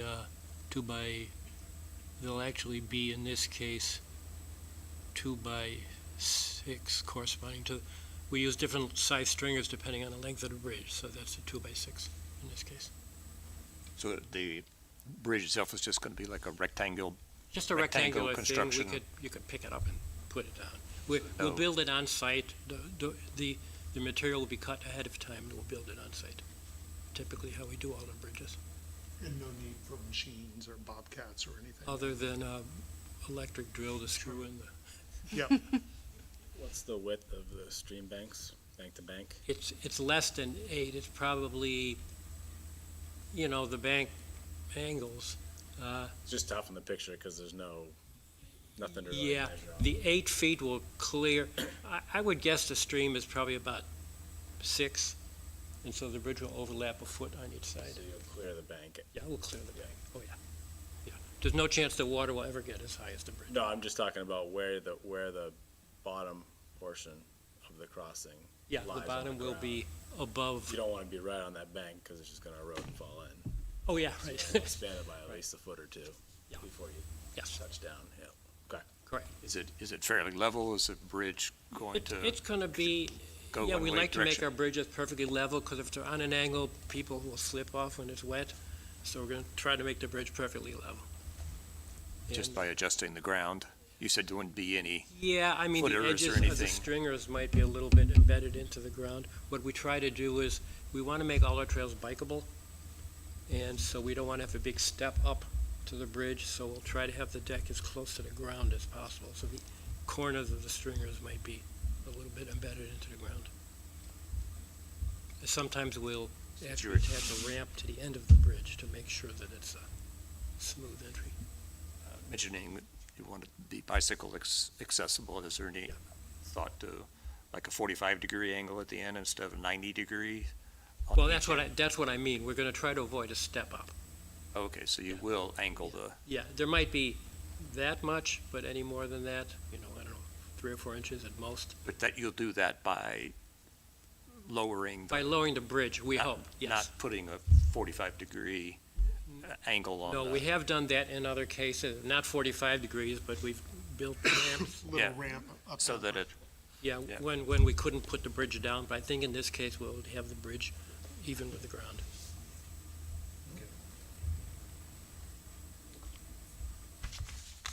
Looks pretty typical. Very To what we typical, see. it's exactly Yep. the same as all our other bridges. Anyone from the audience have any questions, comments? Anyone else on the commission? Good. All right, let's go ahead and, this is an exemption request. Can I get a motion to issue an exemption request for this trail bridge? So moved. Second. All in favor? Aye. Aye. Aye. All right, you're good. Thank you. Good to go. Go get 'em, Mr. Gallagher. Thank you for the trails in Hopkinton. Welcome. Paul's done a great job with those. Next up, Pulte Homes, Legacy Thanksgiving, Farms Maury. North, request for certificate of compliance. Is this the one that you would Yep. tell me? Okay. No applicant in attendance, so I'm happy to give an overview of where we're at with this one. That'd be great. It's a huge plan, so happy to scroll to areas of interest. The remaining comments weren't really plan-based, so I'll have it up here for reference. But to recap, this was an order of conditions issued in 2016 for constructions of portions of the condominium complex known as Legacy Farms North, portions of which were in Concom jurisdiction. Pulte originally applied for a COC for the jurisdictional components back in 2023. And the major comments from Lucas back then, I believe have largely been addressed. So just to recap, they were asked to verify drip strips at a couple properties on Spruce were functional and installed correctly. They did provide verification of this. We have it in the file. They were asked to remove all of the erosion controls as well as some construction debris, so we worked with them to locate and have confirmed that those have all been removed. A lot of construction fencing in a pond, so that's all gone. Joe had observed a shallow eroded channel, and I can try to find the location of this. Behind the stormwater basin, behind the properties on Walnut Way. Might not be able to find the exact plan sheet. But between the applicant's engineer as well as Joe, they confirmed that runoff wasn't intended to be entirely redirected to the stormwater basin. That water that was flowing in the eroded channel was flowing as intended and wasn't meant to be intercepted. There were a few PIBs that were initially not able to be located, and one broken one that have all been located and replaced, so those looked good. As of November, we didn't see any mowing beyond the PIBs. Joe had noticed that there were invasive species on site, but invasives management was not a requirement of the order. He asked Pulte to confirm that the stormwater O&M plan was sent to the HOA, and we do have confirmation email proof of this. And then there was a question about having them confirm vernal pool restoration planting was done as approved. The response to this was an invoice of the plantings, which is in the public folder. Between Pulte and the property manager that's currently managing the site, I believe the outstanding comments have largely been addressed. If Joe has any that I didn't mention, would happy to turn it over to him. But I think largely, I think they're in a good spot. But if there are questions that you all have that I can't answer, I'm happy to take them back to the developer. Yeah, Joe, do you want to chime in with anything to add? I think I'll just add that, I think the only outstanding issue that I was aware of was the eroded channel that, the question whether or not it was, that drainage was supposed to flow to the, stormwater basin. And, I think that's been adequately addressed. And I don't have any remaining, comments. Okay. Is there a locus view just to see more closely where this is? Yeah, I know this is a doozy of a plan set. That's where it's going. That's where they're asking for the COC. Oh. Weston Nurseries is here. Why am I not seeing Walnut on here? Pull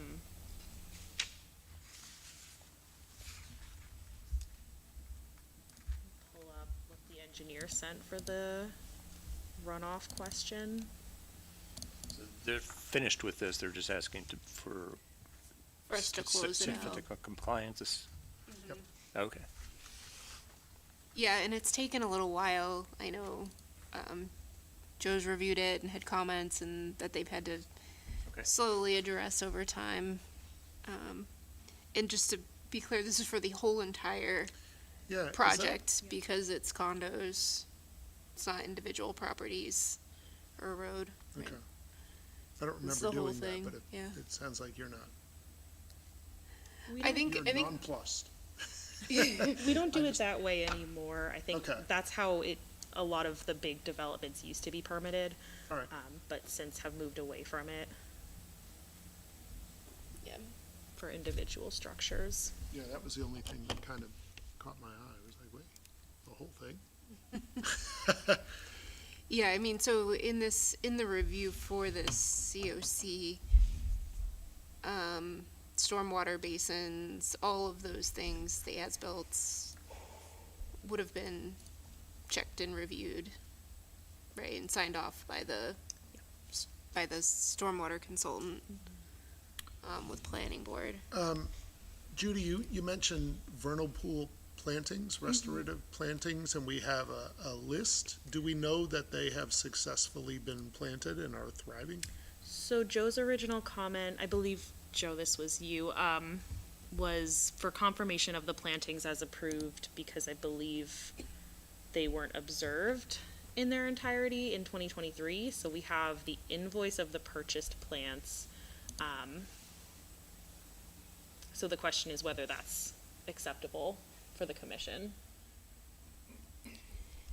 Yeah, I think we ran into this on another project recently, and when this much time passes, it's kind of hard to tell what has just grown and what was planted after a couple of years. So I think knowing that the restoration area is in good shape and having the invoice saying that they did indeed buy some, Something with them. specified plants.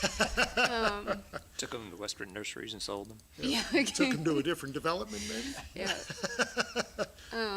I think I'm okay with it. Okay. That, because the restoration area Alright. looks good. Gordon Joe, so. All right, if there's nothing else, I think I'd go ahead and ask for a motion to issue the certificate of compliance for Legacy Farms North. Make a motion. So moved. Okay, in a second. I'll second it. Ted? All in favor? Aye. Aye. Aye. All We're in right. person. I'm trying not to step on your toes. Now we're in person. I can make eye contact and say, you gonna do this? You gonna do this? All right, next up we have Toll Brothers with a few certificate of compliance requests. Hello. Hi. Evening. Melissa, before we get started. Yep. Yes, we're at issue with the number of members for these votes. I'm gonna review the next 5 items on the agenda. Yep. As I'm not an employee of the board. Okay. Yep, that's fine. Do you want to go how you have them listed here? Do you want to do them all at once, or what would be the best way to go through these here? I think the first 4 felt like they went together, so if we could stick with that, but if you have a preferred. First 4 or 3? First. Sorry, I keep saying 4. I'll take 4. The first 3. Yeah. So that would be 14, 20, and 24. Sorry, I know you like to go by street addresses. 58 Chamberlain, 25 Wayland, and 33. So we'll start with 58 Chamberlain. So with all, I'm sorry, Matt Ashley with Bowler Engineering here on behalf of Toll Brothers. So we've gone through a couple iterations here. Initially, we submitted the initial application, as built, walked the site in review.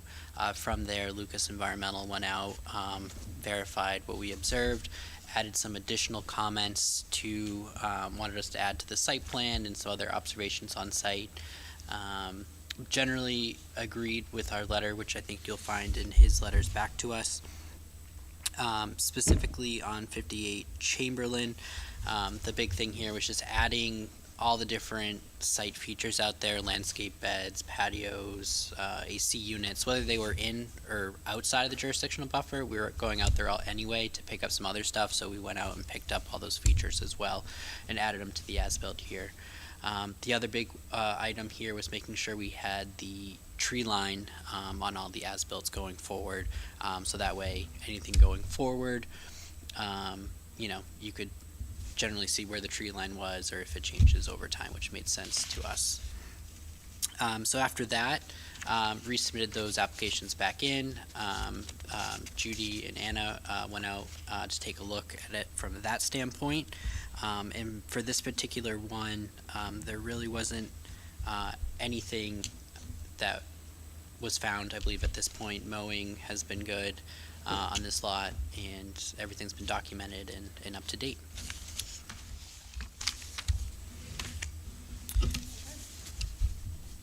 Judy, would you concur? Yep. Yes, yeah. Okay. Is this the property that's right next to the trail that connects to the trail network in the woods? No, I don't believe it is. No. Well, I think the I'm trail looking runs at- behind it. I'm looking at GIS, and there is this little space here. I just didn't know if that was. I'm just trying to locate it in my head, which property it is. It's not that big a deal.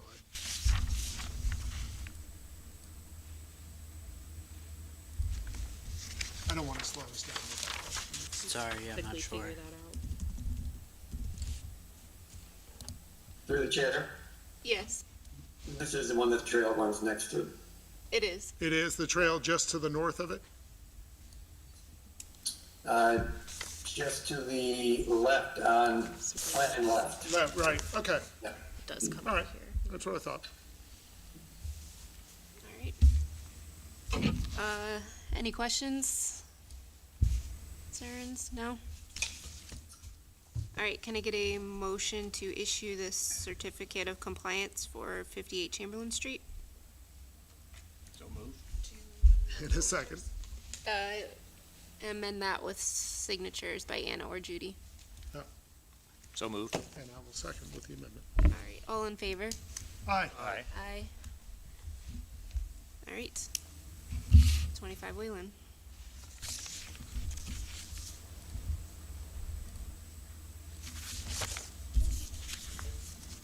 Sorry, I had him out of order here. 25 Wayland. Matt I don't know if to say this again. Matt Ashley with Bowler. Yeah, it's okay. Here on behalf of Toll Brothers. We'll keep it clean. So similar to the previous discussion, same process. Submitted our application. Lucas Environmental did a field walk. We addressed those, updated the survey, as built with additional features, which you can see are primarily all outside of the jurisdictional buffer here. Everything was basically aligned from what we found. There was one comment in there about adding some additional grass seed. It was just a comment from being out on site. However, it wasn't on this particular lot, it was in the area. But I know Toll has gone out there and basically reseeded everything on site that they can during the fall growing season. So I'm sure that got taken care of, but just wasn't a part of this here, so just didn't want to mention it, but just wanted to bring that up. Other than that, there was really nothing additional out here at this point. Mowing was good, and all features were added. Joe or Judy, did you have anything to add, or these look good to you? Yep, the bare areas along the driveway looked stable, and we did not see any mowing past the PIV. Okay. Then can I get a motion to issue the certificate of compliance with signatures by Judy or Anna for 25 Wayland Street? I'll make that motion. Second. All in favor? Aye. Aye. Aye. Okay. We're up to 33 Wayland Street.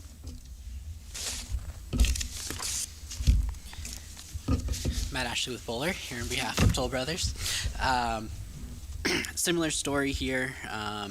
I'll save the recap of everything again. Everything has been added to the survey, tree line, stormwater drainage features, PIBs, and mowing past the BIBs has not been observed. Taking a quick look at my letter here submitted to the town, if there's anything specific that was done here. There was an area in between lots 31 and 33 Wayland, kind of in between. It is outside of the jurisdictional buffer. However, that there was some erosion going on there from, I think, the outfall of the drainage swale. Toll went in, restabilized that whole area, replanted, and it was in good condition when I was out there today. So, other than that, that's the story there.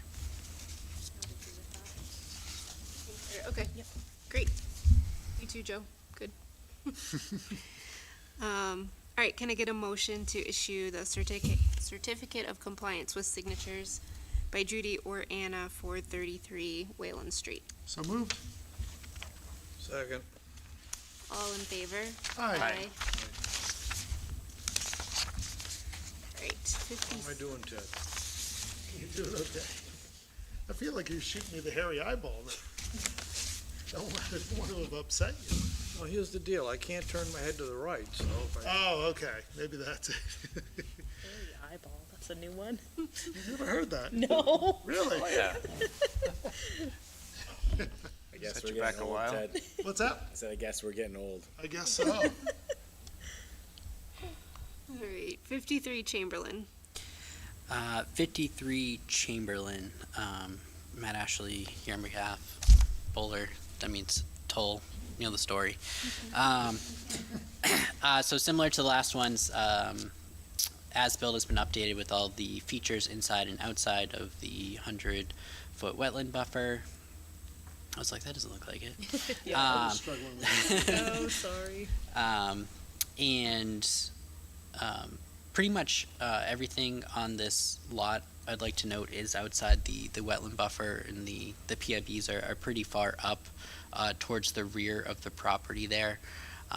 So any of the miscellaneous items that were noted during Lucas's review or Drew's review have been addressed here. The one comment that I'll say hasn't been fully addressed is the mowing, which has been a reoccurring comment from the board, and honestly from the applicant Toll Brothers. They're not the ones mowing past the PIBs. This one has certainly gotten significantly better from when we first came out here, and then Toll wrote a letter, and I believe Judy and her team wrote a letter as well. And it really comes down to a single location on here, and yep, there you go. So I'm just going to walk up to the screen real quick. So really, you can see it back here that mowing has really stopped on the rear of the property at the PIBs, and they came right down this line, and they kind of hit this corner, and it kind of juts out to the last PIB. I was walking the site today, and still the case that I found out there, and honestly what it almost kind of looks like is whoever's mowing down driveway 1, which is consistent with lot 1 and why it's not in front of you right now, may have just kind of came around the corner to clear that area off. It doesn't seem like it's the landscaper or the applicant who lives out there that's doing that out there. It's really small and outside of the jurisdictional buffer. I do realize that the PIB barrier is there, and it's there for a reason, and it should be respected. But I would like to talk that through with the commission, just to get your thoughts, based on the fact that it is outside the buffer and that the landowner has since changed, and they are working towards keeping that all area extra long back there. I certainly appreciate the efforts, and obviously they're working the communication on the buffers, on the majority of the markers for the majority of the property. However, I think once we close the certificate of compliance and say it's okay, then we lose any leverage we have to really hold that line and, you know, get the homeowners to take it seriously. Through the chair, why wouldn't we just require they mulch that whole area, which is beyond why let it be grass? I mean, and tempt the homeowner if you just mulch the whole thing, cover over the grass, nobody's gonna wanna mow back there. Right. Make it, try to return it to its, its natural state, which is, I think, the intention of the PIVs. Right. I think, was grass just kind of the default for stabilization as the construction process went on in areas that grading occurred? I believe so, yeah. And that's probably, Is that needed Yeah, any longer, that it couldn't be as mulched or put in a line of bushes such that it wouldn't be tempting to the homeowner to mow it?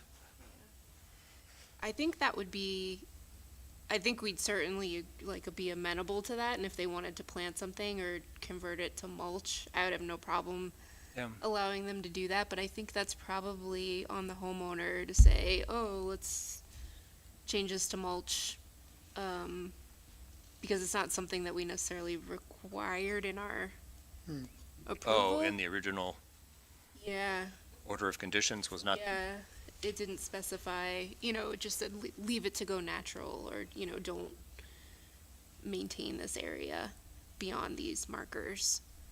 I have a question about this photo. I don't know how many of the PIBs I can see going into the distance are associated with 53. But so past the rock is another. That's So- like right there, that's the last one right there. it all looks mown to me from They're this mowing. photo. The next one over is still mowing.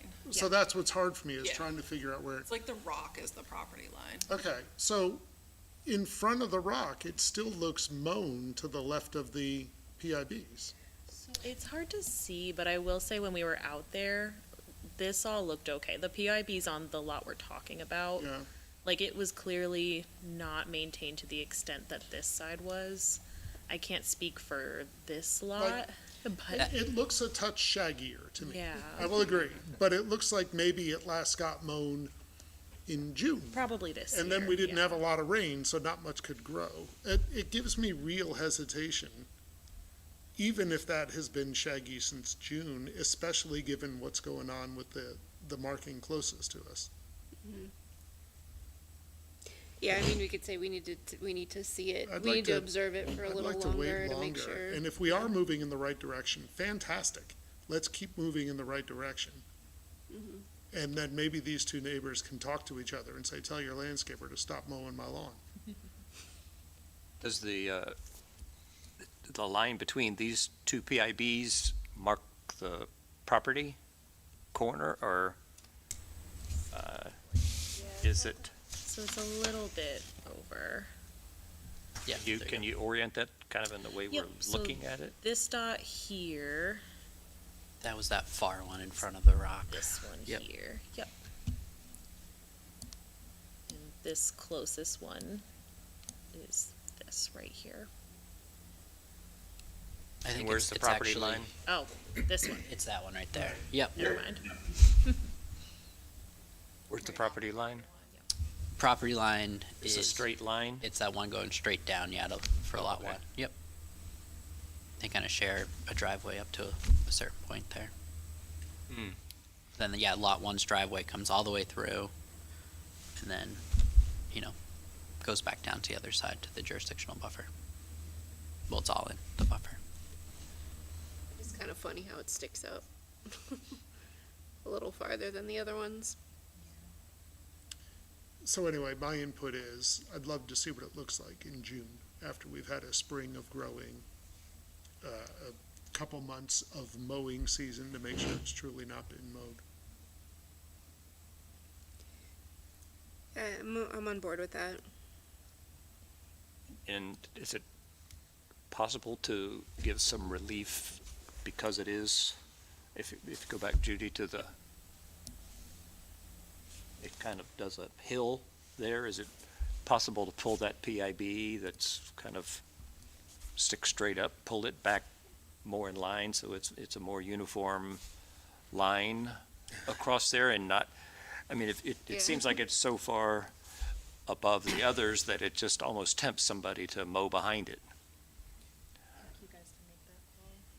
I mean, if we Yeah. did that, it'd be kind of aligned with what's out there right now. I wasn't involved, I guess, during the initial permitting of why that was pulled up so far. But The approved plan says. If you can find the approved plan, just to make sure that's not a, Didn't wind up where, because it just seems so out of place with all the other markers. I was looking at earlier today, it was there for whatever reason. approved. Yeah. Maybe they weren't thinking about the other lot at that time. Or there was additional grading that was done that wasn't really supposed to be done. I think a lot of, yeah, I think like maybe it wasn't, and then we had to grade past it to tie it into grade, and then they're like, all right, if you're gonna do that, at least give it back to us in the end, yeah. So I believe it's this one we're talking about. So the dots are the PIB. Yep. And you've got one up here, and then they come back down. So I feel like maybe they were following lot one, like position-wise, like going in this direction. Yeah, it might have just been the order that the individual houses came in front of us and it didn't jive.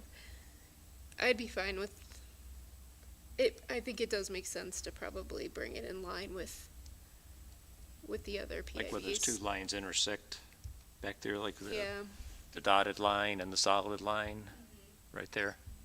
right, yeah. See it on the as-built. So roughly in between these two. Yeah. But like in front of the tree line. Mm-hmm. But if we even did that, you'd still wanna see, I would still want to wait for. you'd still wanna wait. Yeah, can we have move it in the field? I would say that dot, if we are allowing to pull it back, which in some ways makes sense, and that's other ways is frustrating to me, I would say it'd be right on the 100-foot buffer line. Yeah. Which the one to the left of it is almost anyway.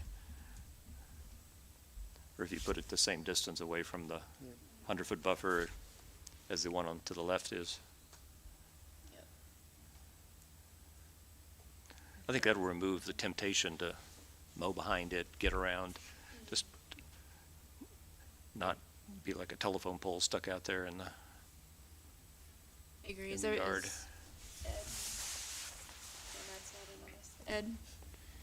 Ed, do you have any thoughts? You My good with opinion? that? Yeah. Yes, I think someone here is an optimist. Yes. Me? So, yeah, I'm with the Open Space Preservation Commission, and we go through this all the time. And I'm convinced that the only solution is electrified barbed wire. Well, that's why I was suggesting the shrubbery or something to deter somebody just going back there with a mower. But you said that wasn't in the original I order don't of think we can, conditions, so. I don't think we can ask for that because it wasn't in the original. Well, that's what I'm saying, unless you put it in the order of conditions originally. Yeah, for historical purposes, we stopped allowing shrubs because the shrubs would die or get eaten and people would just throw them away and not replace them. And then their lawns would just get bigger and bigger, so we've stopped they can do shrubs in addition to, but not as the only. Right. Put boulders there, they don't die. Yeah, boulders are definitely, yeah. Those work. So yeah, can you provide that feedback? Yeah, I'll see if they'll wanna move it or not, or if we're gonna wait growing seasons, might as well try and get the stop mowing where they shouldn't be anyways, so. Okay. And then 57, 57. So this is 2 lots down, lot 4, and, same story as the other ones here, so, updated the as-built with all site features that we have out here.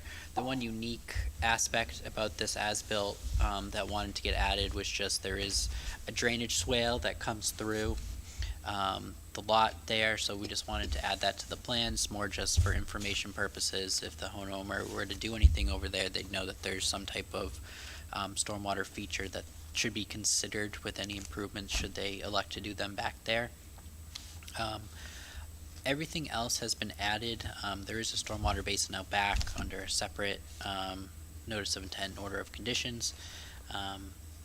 And the only item here is mowing. Again, however, this one I think is a little different. It's definitely been going on longer. From pictures I was out there earlier today, definitely significantly more. In addition, they actually came out further in a good chunk of area. I'd say by like 8-10 feet or so into the yard that hasn't been maintained. So clearly got the intent of what they're supposed to be doing out there a lot earlier than Lot 1. And there's just one small little area that looks like they couldn't help themselves to detail around the PIB. But I do think that they have really made the good intentions here, and this was just maybe an off day. I'm not sure. But I don't know, Judy, if you have anything else to add on this one, but I feel pretty good about this one and the intent of what they're trying to do here. Yeah, that swale was pretty ripped up earlier this year, but it's looking fully stabilized now. I do have a picture of their better PIBs. So I think this is what Matt was talking some of them about. look good. Almost all of them look like this. Yep. With the exception of this little guy. So it does look like maybe the back 3 feet or so. And it kind of goes around in a corner, so it's not like cut fully.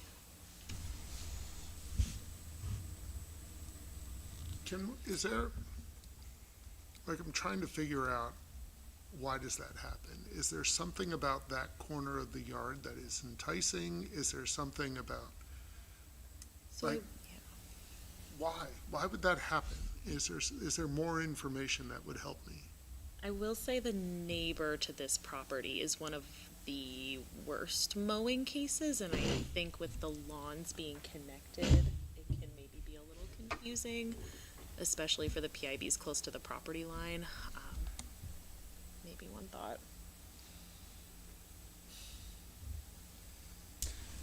My worry, especially with the neighbor, is establishing a precedent that we approve things when rules aren't being followed. And Toll Brothers, to your credit, have tried to let them know what the rules are, and the Conservation Commission has tried to let them know, and it doesn't seem to work. Maybe neighbors talking to neighbors might work. So for that reason as well, I like what I see with the other ones. I don't like what's going on there, and I certainly don't like what's going on, I assume, to the left of it, which I know is not the COC we're talking about. But what I don't want is another neighbor coming and saying, you allowed them to do it. 3 feet is only 3 feet, but 3 feet, why not 5? Why not 10? You allowed 3 feet there. Why not Yeah, I have 15, 20? mixed feelings on that one too. Ted, on the flip side of when they're doing so good on the majority of the property and the neighbor's not issuing them a COC is an incentive to the neighbor that won't get one as well. I think you could look at it either way. That's not a bad point.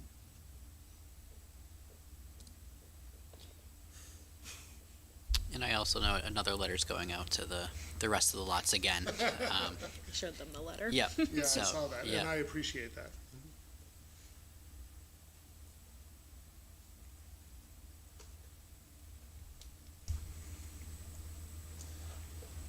It's gonna need 4 votes, right? Yes.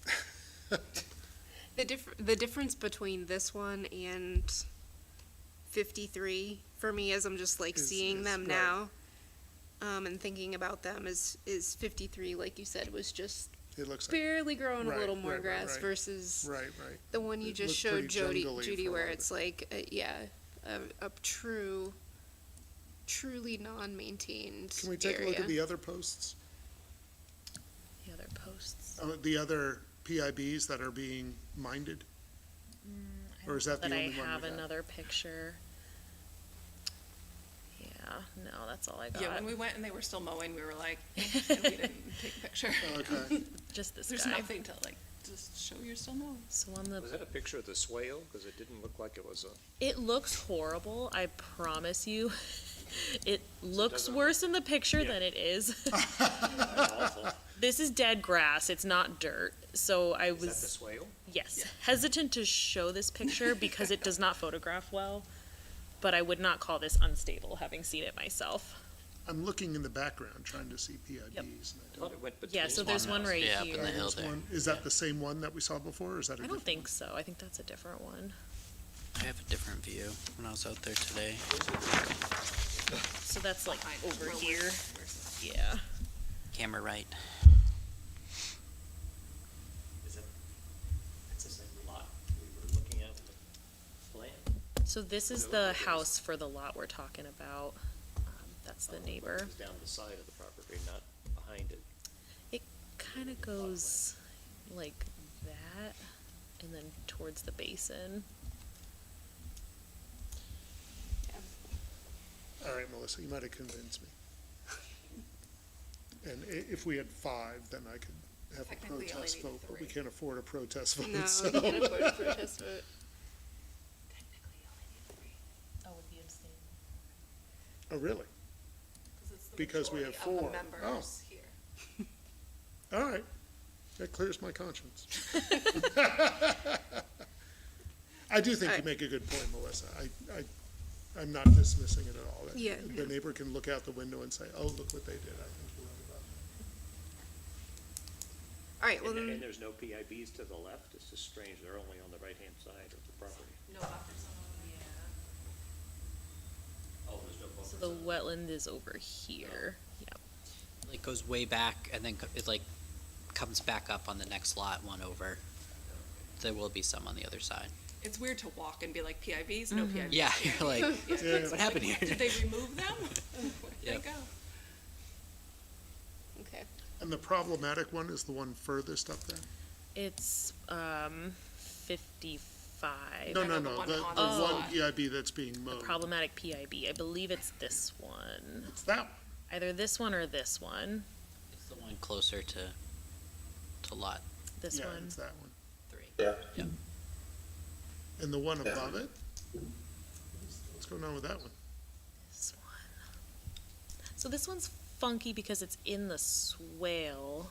I'm trying to remember if I have a picture of that one. Not even still there. It might not be because I know Toll was doing work on the swale and it Do you remember if that one's there, Matt? makes sense. It was there, yeah, today.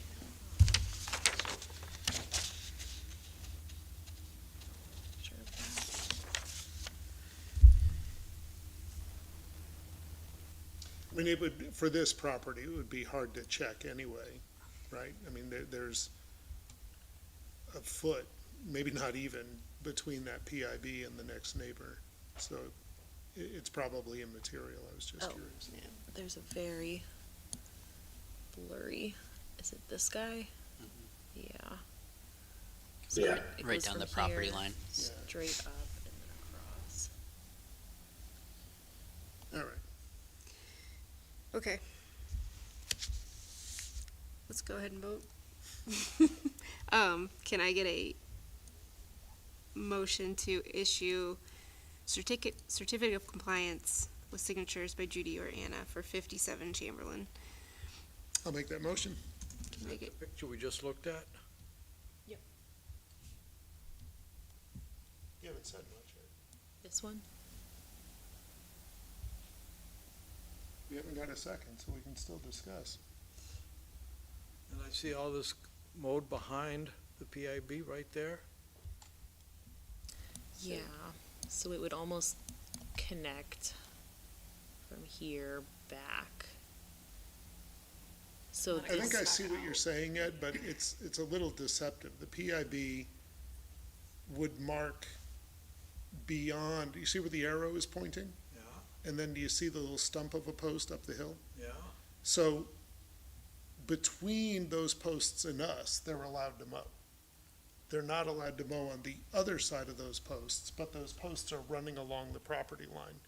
So what we're seeing is mowing in the other property that probably is not allowed.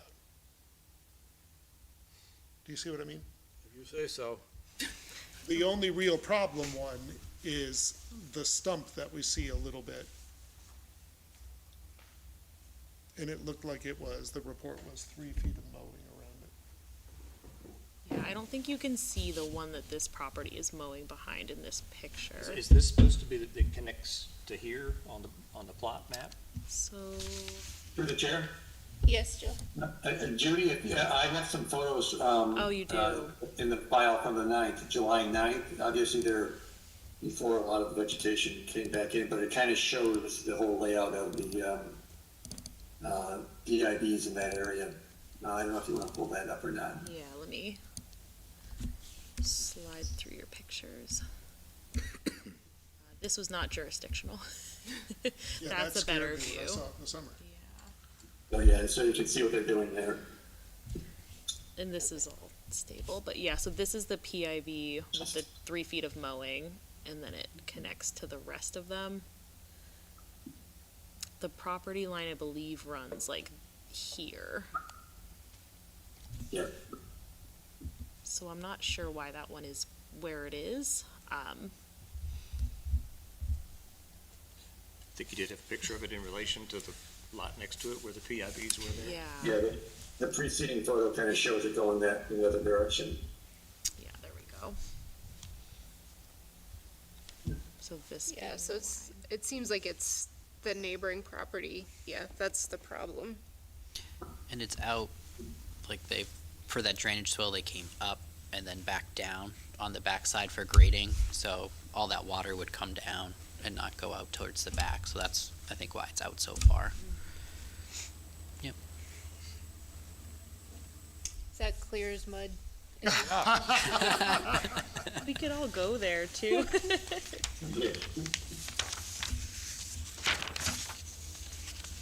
You have enough to vote on it? Looking for a second. Okay. Thank you. All right. I'll go all in favor, but I think I gotta go down the line here. Start that then. So, all right, I'm gonna say aye. Ed? No. Walter? Aye.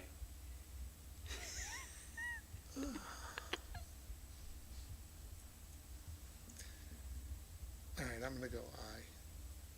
Okay. And I hope I don't regret Matt, what we, that vote. did you vote? Matt's I've abstaining. recused myself from You're this. Oh, for recusing. all of these? Sorry, I missed that. Okay. And I hope that neighbor looks out the window. If it makes you feel better, post COC, if they're maintaining where they shouldn't be, it's considered a violation, so. Yeah, but someone's gotta look and someone's gotta call them The good on thing about these big lawns is we can see it from the road. Now that this has been voted on and closed, we're still gonna be looking at these properties moving forward. So Judy and Anna are gonna be out there. That's true. As long as we're waiting on the neighbor, we'll get a good look at this one. The budding neighbor is not, doesn't plan to file for their Is not? COC. We have, Before us right now. yeah, we filed, but we can't come in under the way it is right now.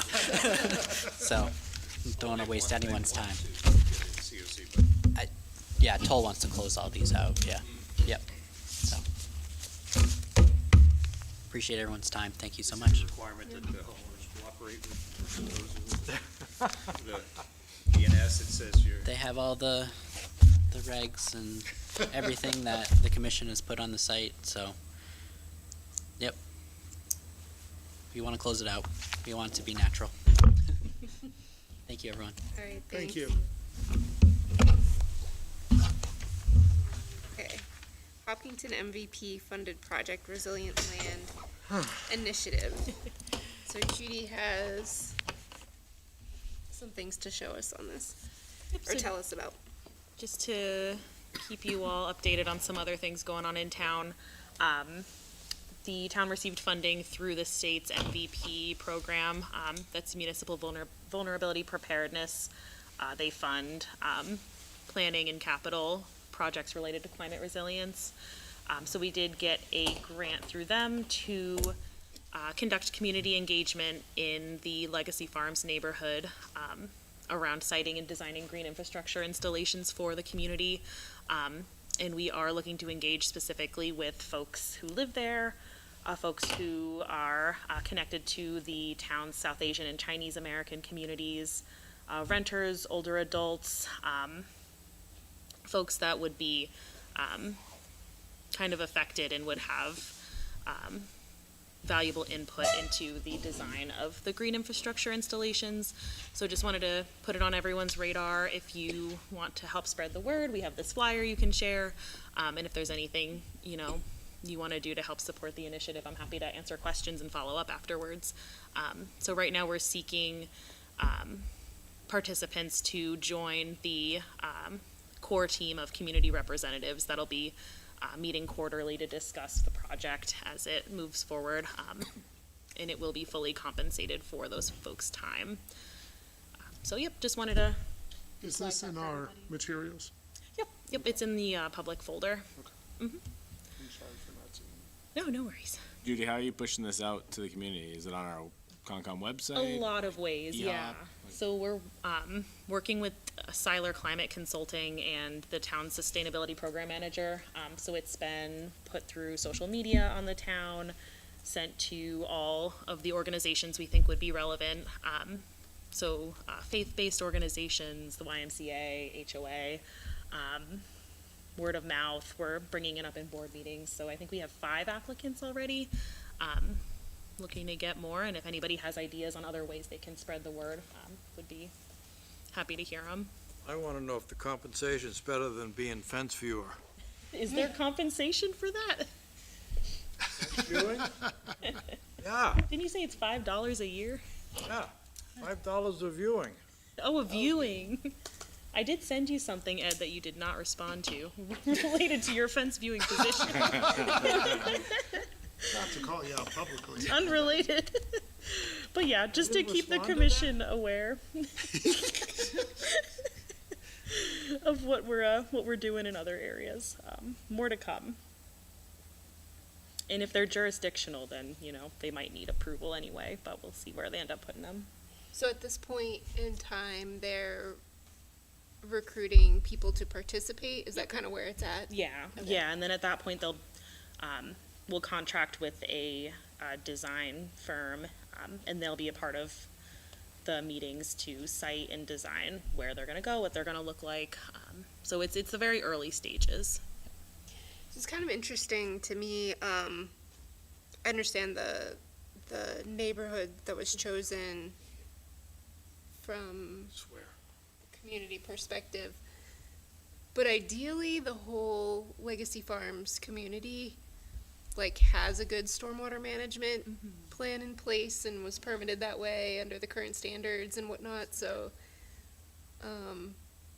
is this looking to supplement the stormwater that's there, or look at Yeah. issues, or? So I don't think it's in response to specific flooding concerns. It's more so, how do we direct green infrastructure improvements in the environmental justice spaces that do exist in Hopkinton? So how to combine community preferences and things that they might like in terms of open space with element of climate resilience. So I don't think it's necessarily there's a lack of stormwater. It's more so how do we improve it and relate the improvements we do make to community preferences and input. Okay. All right. Thank you for keeping us up to speed. Yeah.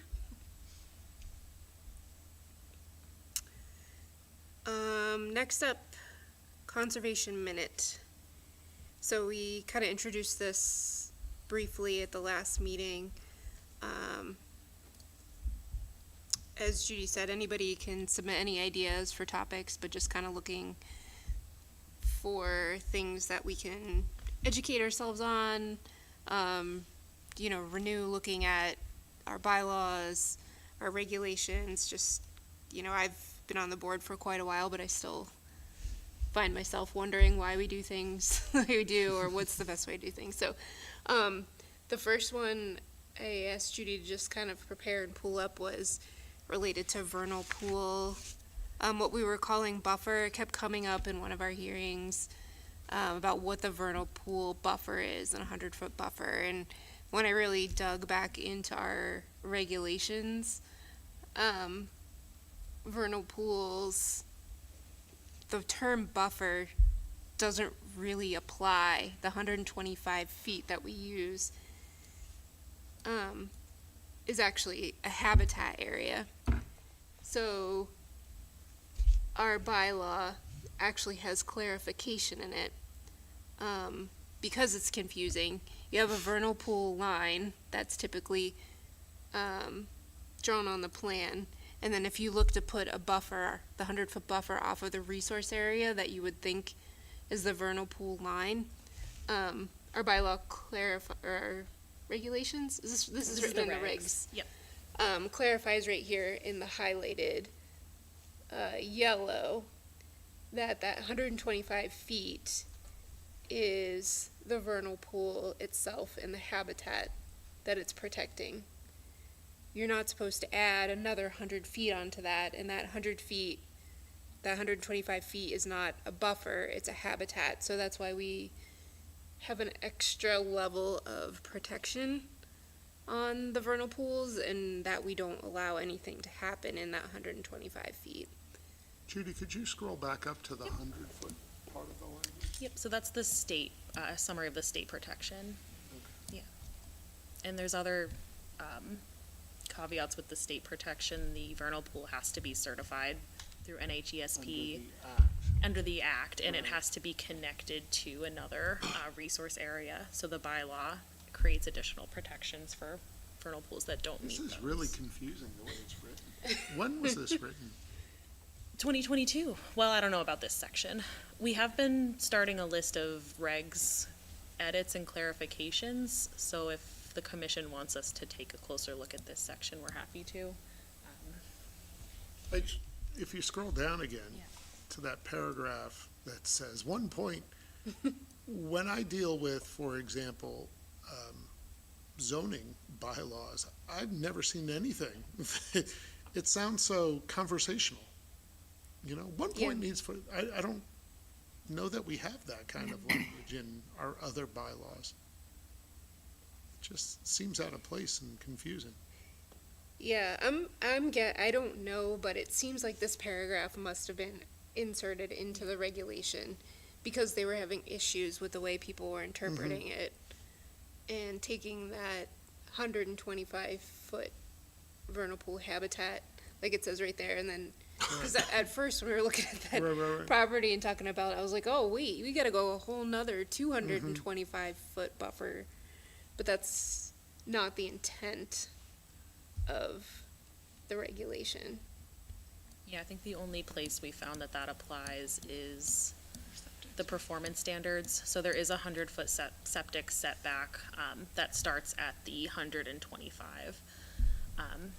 So there's a 225 setback for new septic systems, but that's the only specification that extends beyond the 120-foot vernal pool habitat. So this is the performance standard for the 125. So, I'm sorry, I think you just answered this question, but, so for a septic system, you do need to be 225 feet away. For new septic, yep. Right.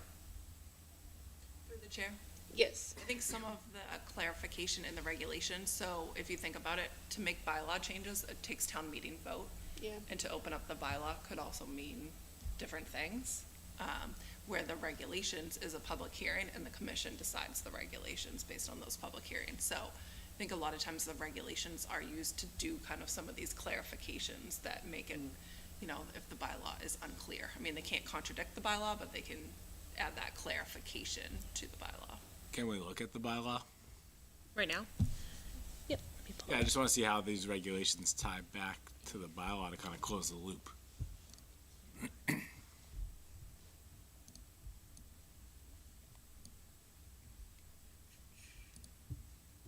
So specifically to the vernal pool section, Yeah. or more so for the regulations? The references to vernal pool, just to understand how we go from the bylaw to the regulations, right? This is the paragraph on jurisdiction. Is there a definition of vernal pool in here too? Yes, so confined basin depression holds water for 2 continuous months, free of adult fish, as well as the area within 125 feet of the mean annual boundary. So there's the 100. There's the connection right there. Right Okay, here, so the yeah. definition in our bylaw. But then in vernal the pool next is- reference to vernal pool, there seemed to be that confusing 100. Yeah, so it really shouldn't be lumped into the other resources, it Right. appears. Yeah, because this is giving us 100 feet off of a resource area, and it's saying that a vernal pool is a resource. So I think technically, it is 100, I mean, technically speaking, if I read this, then we should be looking at 100 feet off of the 125 foot. Yeah, can you go back to the definition again? I'm with you on that, Melissa, right? Because if this is the definition of the vernal pool resource, it 125 includes foot. the 125 feet. So the vernal pool itself plus the vernal pool habitat is all defined as vernal pool under our bylaw. And then by pulling it into the resources that are given a 100-foot buffer means, my interpretation of it at least, 125 feet. is 225 feet off of the pool, the area that holds the water, right, is jurisdictional. So I think our regulations actually are a bit laxed on what our bylaw would otherwise allow. Yeah, I think you're right. Seems like. So I mean, I think we do need an update one way or another to nail this down. Which way we do it, you really get, I mean, if what we've historically done is the 125 feet for the habitat, and that's it. We haven't gone 100 feet off of that. So if we wanted to continue to maintain that approach, then we need to change the bylaw. Would it be helpful for me to do some research on what other towns have in terms of? You're gonna go down a rabbit hole if you do that. Sounds fun. Yeah, so I think the bylaw reads okay, given the regulations provide us as commissioners discretion for what happens in the buffer zone, right? So this is saying, you know, anything within 125 feet of that basin, that confined basin, is a resource area. That 100 feet beyond it becomes buffer zone, and we've got discretion as to what we are willing or unwilling to approve in that buffer. And Yeah, then- that's true, and that is how we treat that, is it's no touch, like, no, we don't let anyone do anything in that 125 feet. Right. So the extra 100 would just be gravy if we, It becomes a wanted to. It extends our jurisdiction that 100 feet, and then we have options as to how we handle it, right? So if we go back to the regulations, sorry, Judy, for making you that's jump back and forth here. Right, we've got the performance standards that lock in, like, yeah, you're not touching the 125-foot no disturb zone, which is that vernal pool plus the pool itself plus the 125-foot offset for habitat. If you go back to the Go up. highlighted, that was the clarification.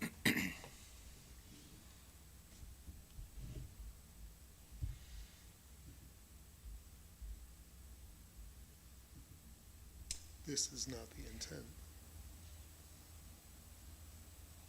Yeah, that's the part that's fun, Those don't that's seem the to funny be- words, is That's this is not. that paragraph is They don't seem to quirky, be in agreement.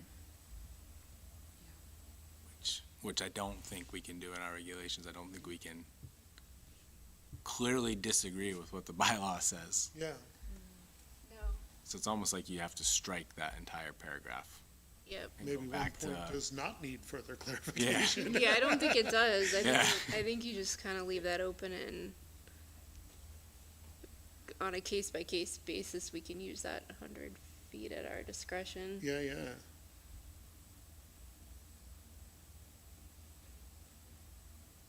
It kind of makes sense if you're considering that 125 feet, the habitat where,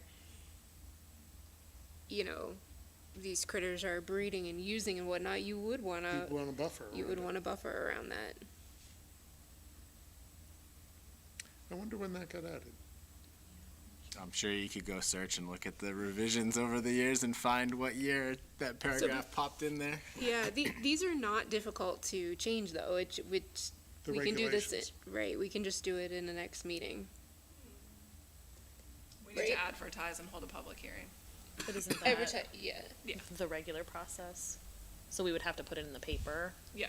Oh, gotcha. Oh, by today.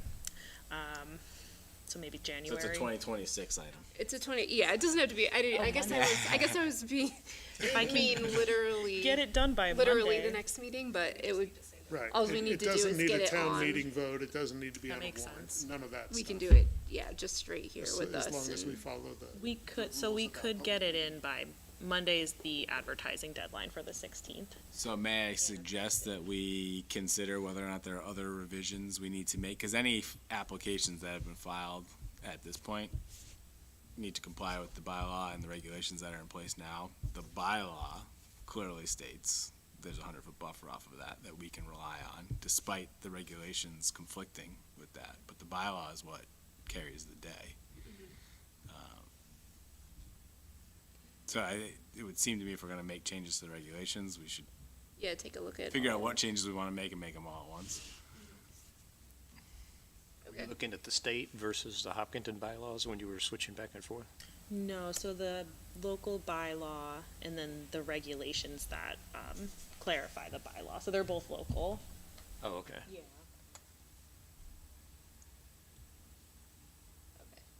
So I think a little homework for everybody. I have a running list You have a too, running so I can list? share. Okay. So Mostly maybe- minor stuff. This is one of the more major ones. Okay. If a thought is to strike that paragraph, it doesn't matter, but there's an annoying punctuation error here. The period after. It'll all be areas- gone, Ted. It'll all be gone. Period after Your mind. areas is supposed to be inside the quotation marks. Oh, wait, really? Really. No, I always put it outside. You're That's how wrong I would do unless you're it. living in Britain. American English, it always, even though it doesn't Really? make sense. And after the meeting's over, if you want a quick explanation, I'll give it to you. I'm sounding a lot like Ed right now. You want to hear something interesting. But I'm a language geek and I do find it interesting, but in American English, it always, always, always goes inside the quotation marks. I bet this is riddled with that issue. Yeah. Oh, I'm sure I it's would throughout have the put it in whole if the thing. entire sentence. And many other documents Yeah, I that we've agree. all written and worked on in our lives. Safe thing is to use two periods, one before and one after. So do we want to pick a meeting date to aim for, like a suite of edits, or at least identify sections that need a second glance? I'm happy to work at like retooling the language if people want to kind of look through it and give me some ideas. Okay. Spring of 26. Well, when was this? This was what, March of 2022? Yeah. I think it's going to take us a little time to.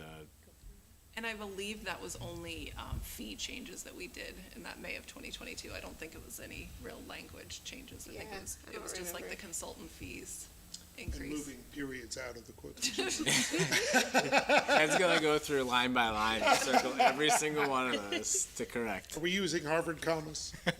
I'm a fan of Harvard commas. Unless there's any particular reason. How we did the wanna- regulations relate to the bylaws? Which, What is there any precedence or is one? How they relate to each other. Yeah. Kind of like Matt was saying, the bylaw is a town meeting vote for anything that's in the bylaw. Oh. So anything that you're gonna change or propose in a bylaw, goes to town meeting. And that kind of, I kind of think of that as kind of the outline or the skeleton. You put in there, you know, the big things that you're deciding on. And then it also, the bylaw will say in there that the commission is allowed to create regulations to carry Related out and to- clarify the Related bylaw. to the bylaw, okay. And so then you go into, you create the regulations just to add more detail, add more clarification, Or confuse the matter. a or little confuse the more. matter. Yeah, And is this under the on the town website? it is. Yep, so they should all be on the main page of the So when you think of the bylaw and the regulations, right, it's similar to the act and its regulations, right? There's a Wetlands Protection Act, and then there are regulations written to, that hundreds of pages long that clarify the intent of the act. We should be getting a new act reg soon too. They've been in need of an update. At some point, DEP will decide when the new handbook and new regulations are gonna come out. Is this, those four documents, is that what drives decisions about the majority of what we do? Okay, I'll read Yeah. through all those. Yeah, I Yeah, don't think you need there's- to worry about the comprehensive permit stuff. Yeah, but ignore that. We can also, DEP offers a Conservation Commission 101 for new commissioners. So if you're interested, when I did it, it was like a one-on-one with someone from DEP, and it's Oh, more yeah. focused. They don't talk about like town bylaws, but it's What a does really EP mean? great overview. Department of Environmental Protection. Oh, DEP. Yep, the state department. Oh, okay. Yeah, so if you're They interested offer in it? that, yep, Or, I can connect you with the yes, I would Central like to. Region Sure. coordinator. And if anyone else is interested. Judy, have you heard anything about the new regulation timing? I've heard that Hear a lot whispers of every once in a towns while. submitted comment letters kind of demanding that the new regs be promulgated, but I haven't heard anything concrete about them actually doing it. Yeah, that's consistent with what we're hearing on the consulting side of the world too. Okay. Well, so if you could share what your running list is, I think that gives us a leg up to get started. Yeah.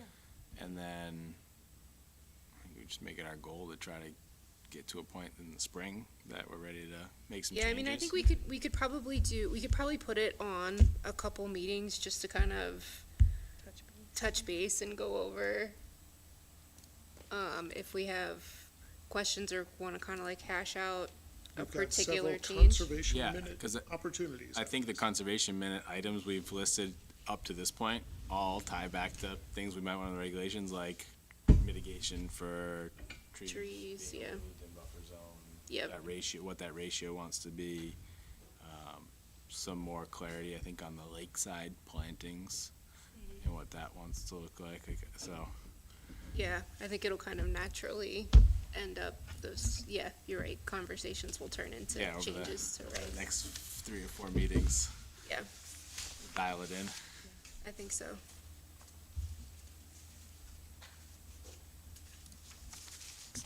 Motion to adjourn? Yep, can I get a motion to adjourn? I'll make a motion to adjourn. Second. All in favor? Aye. All right. Judy, what kind of cookies are these? Chocolate crinkle. Crinkle? Crinkle? Chocolate crinkle. Delicious. They were baked with powdered sugar.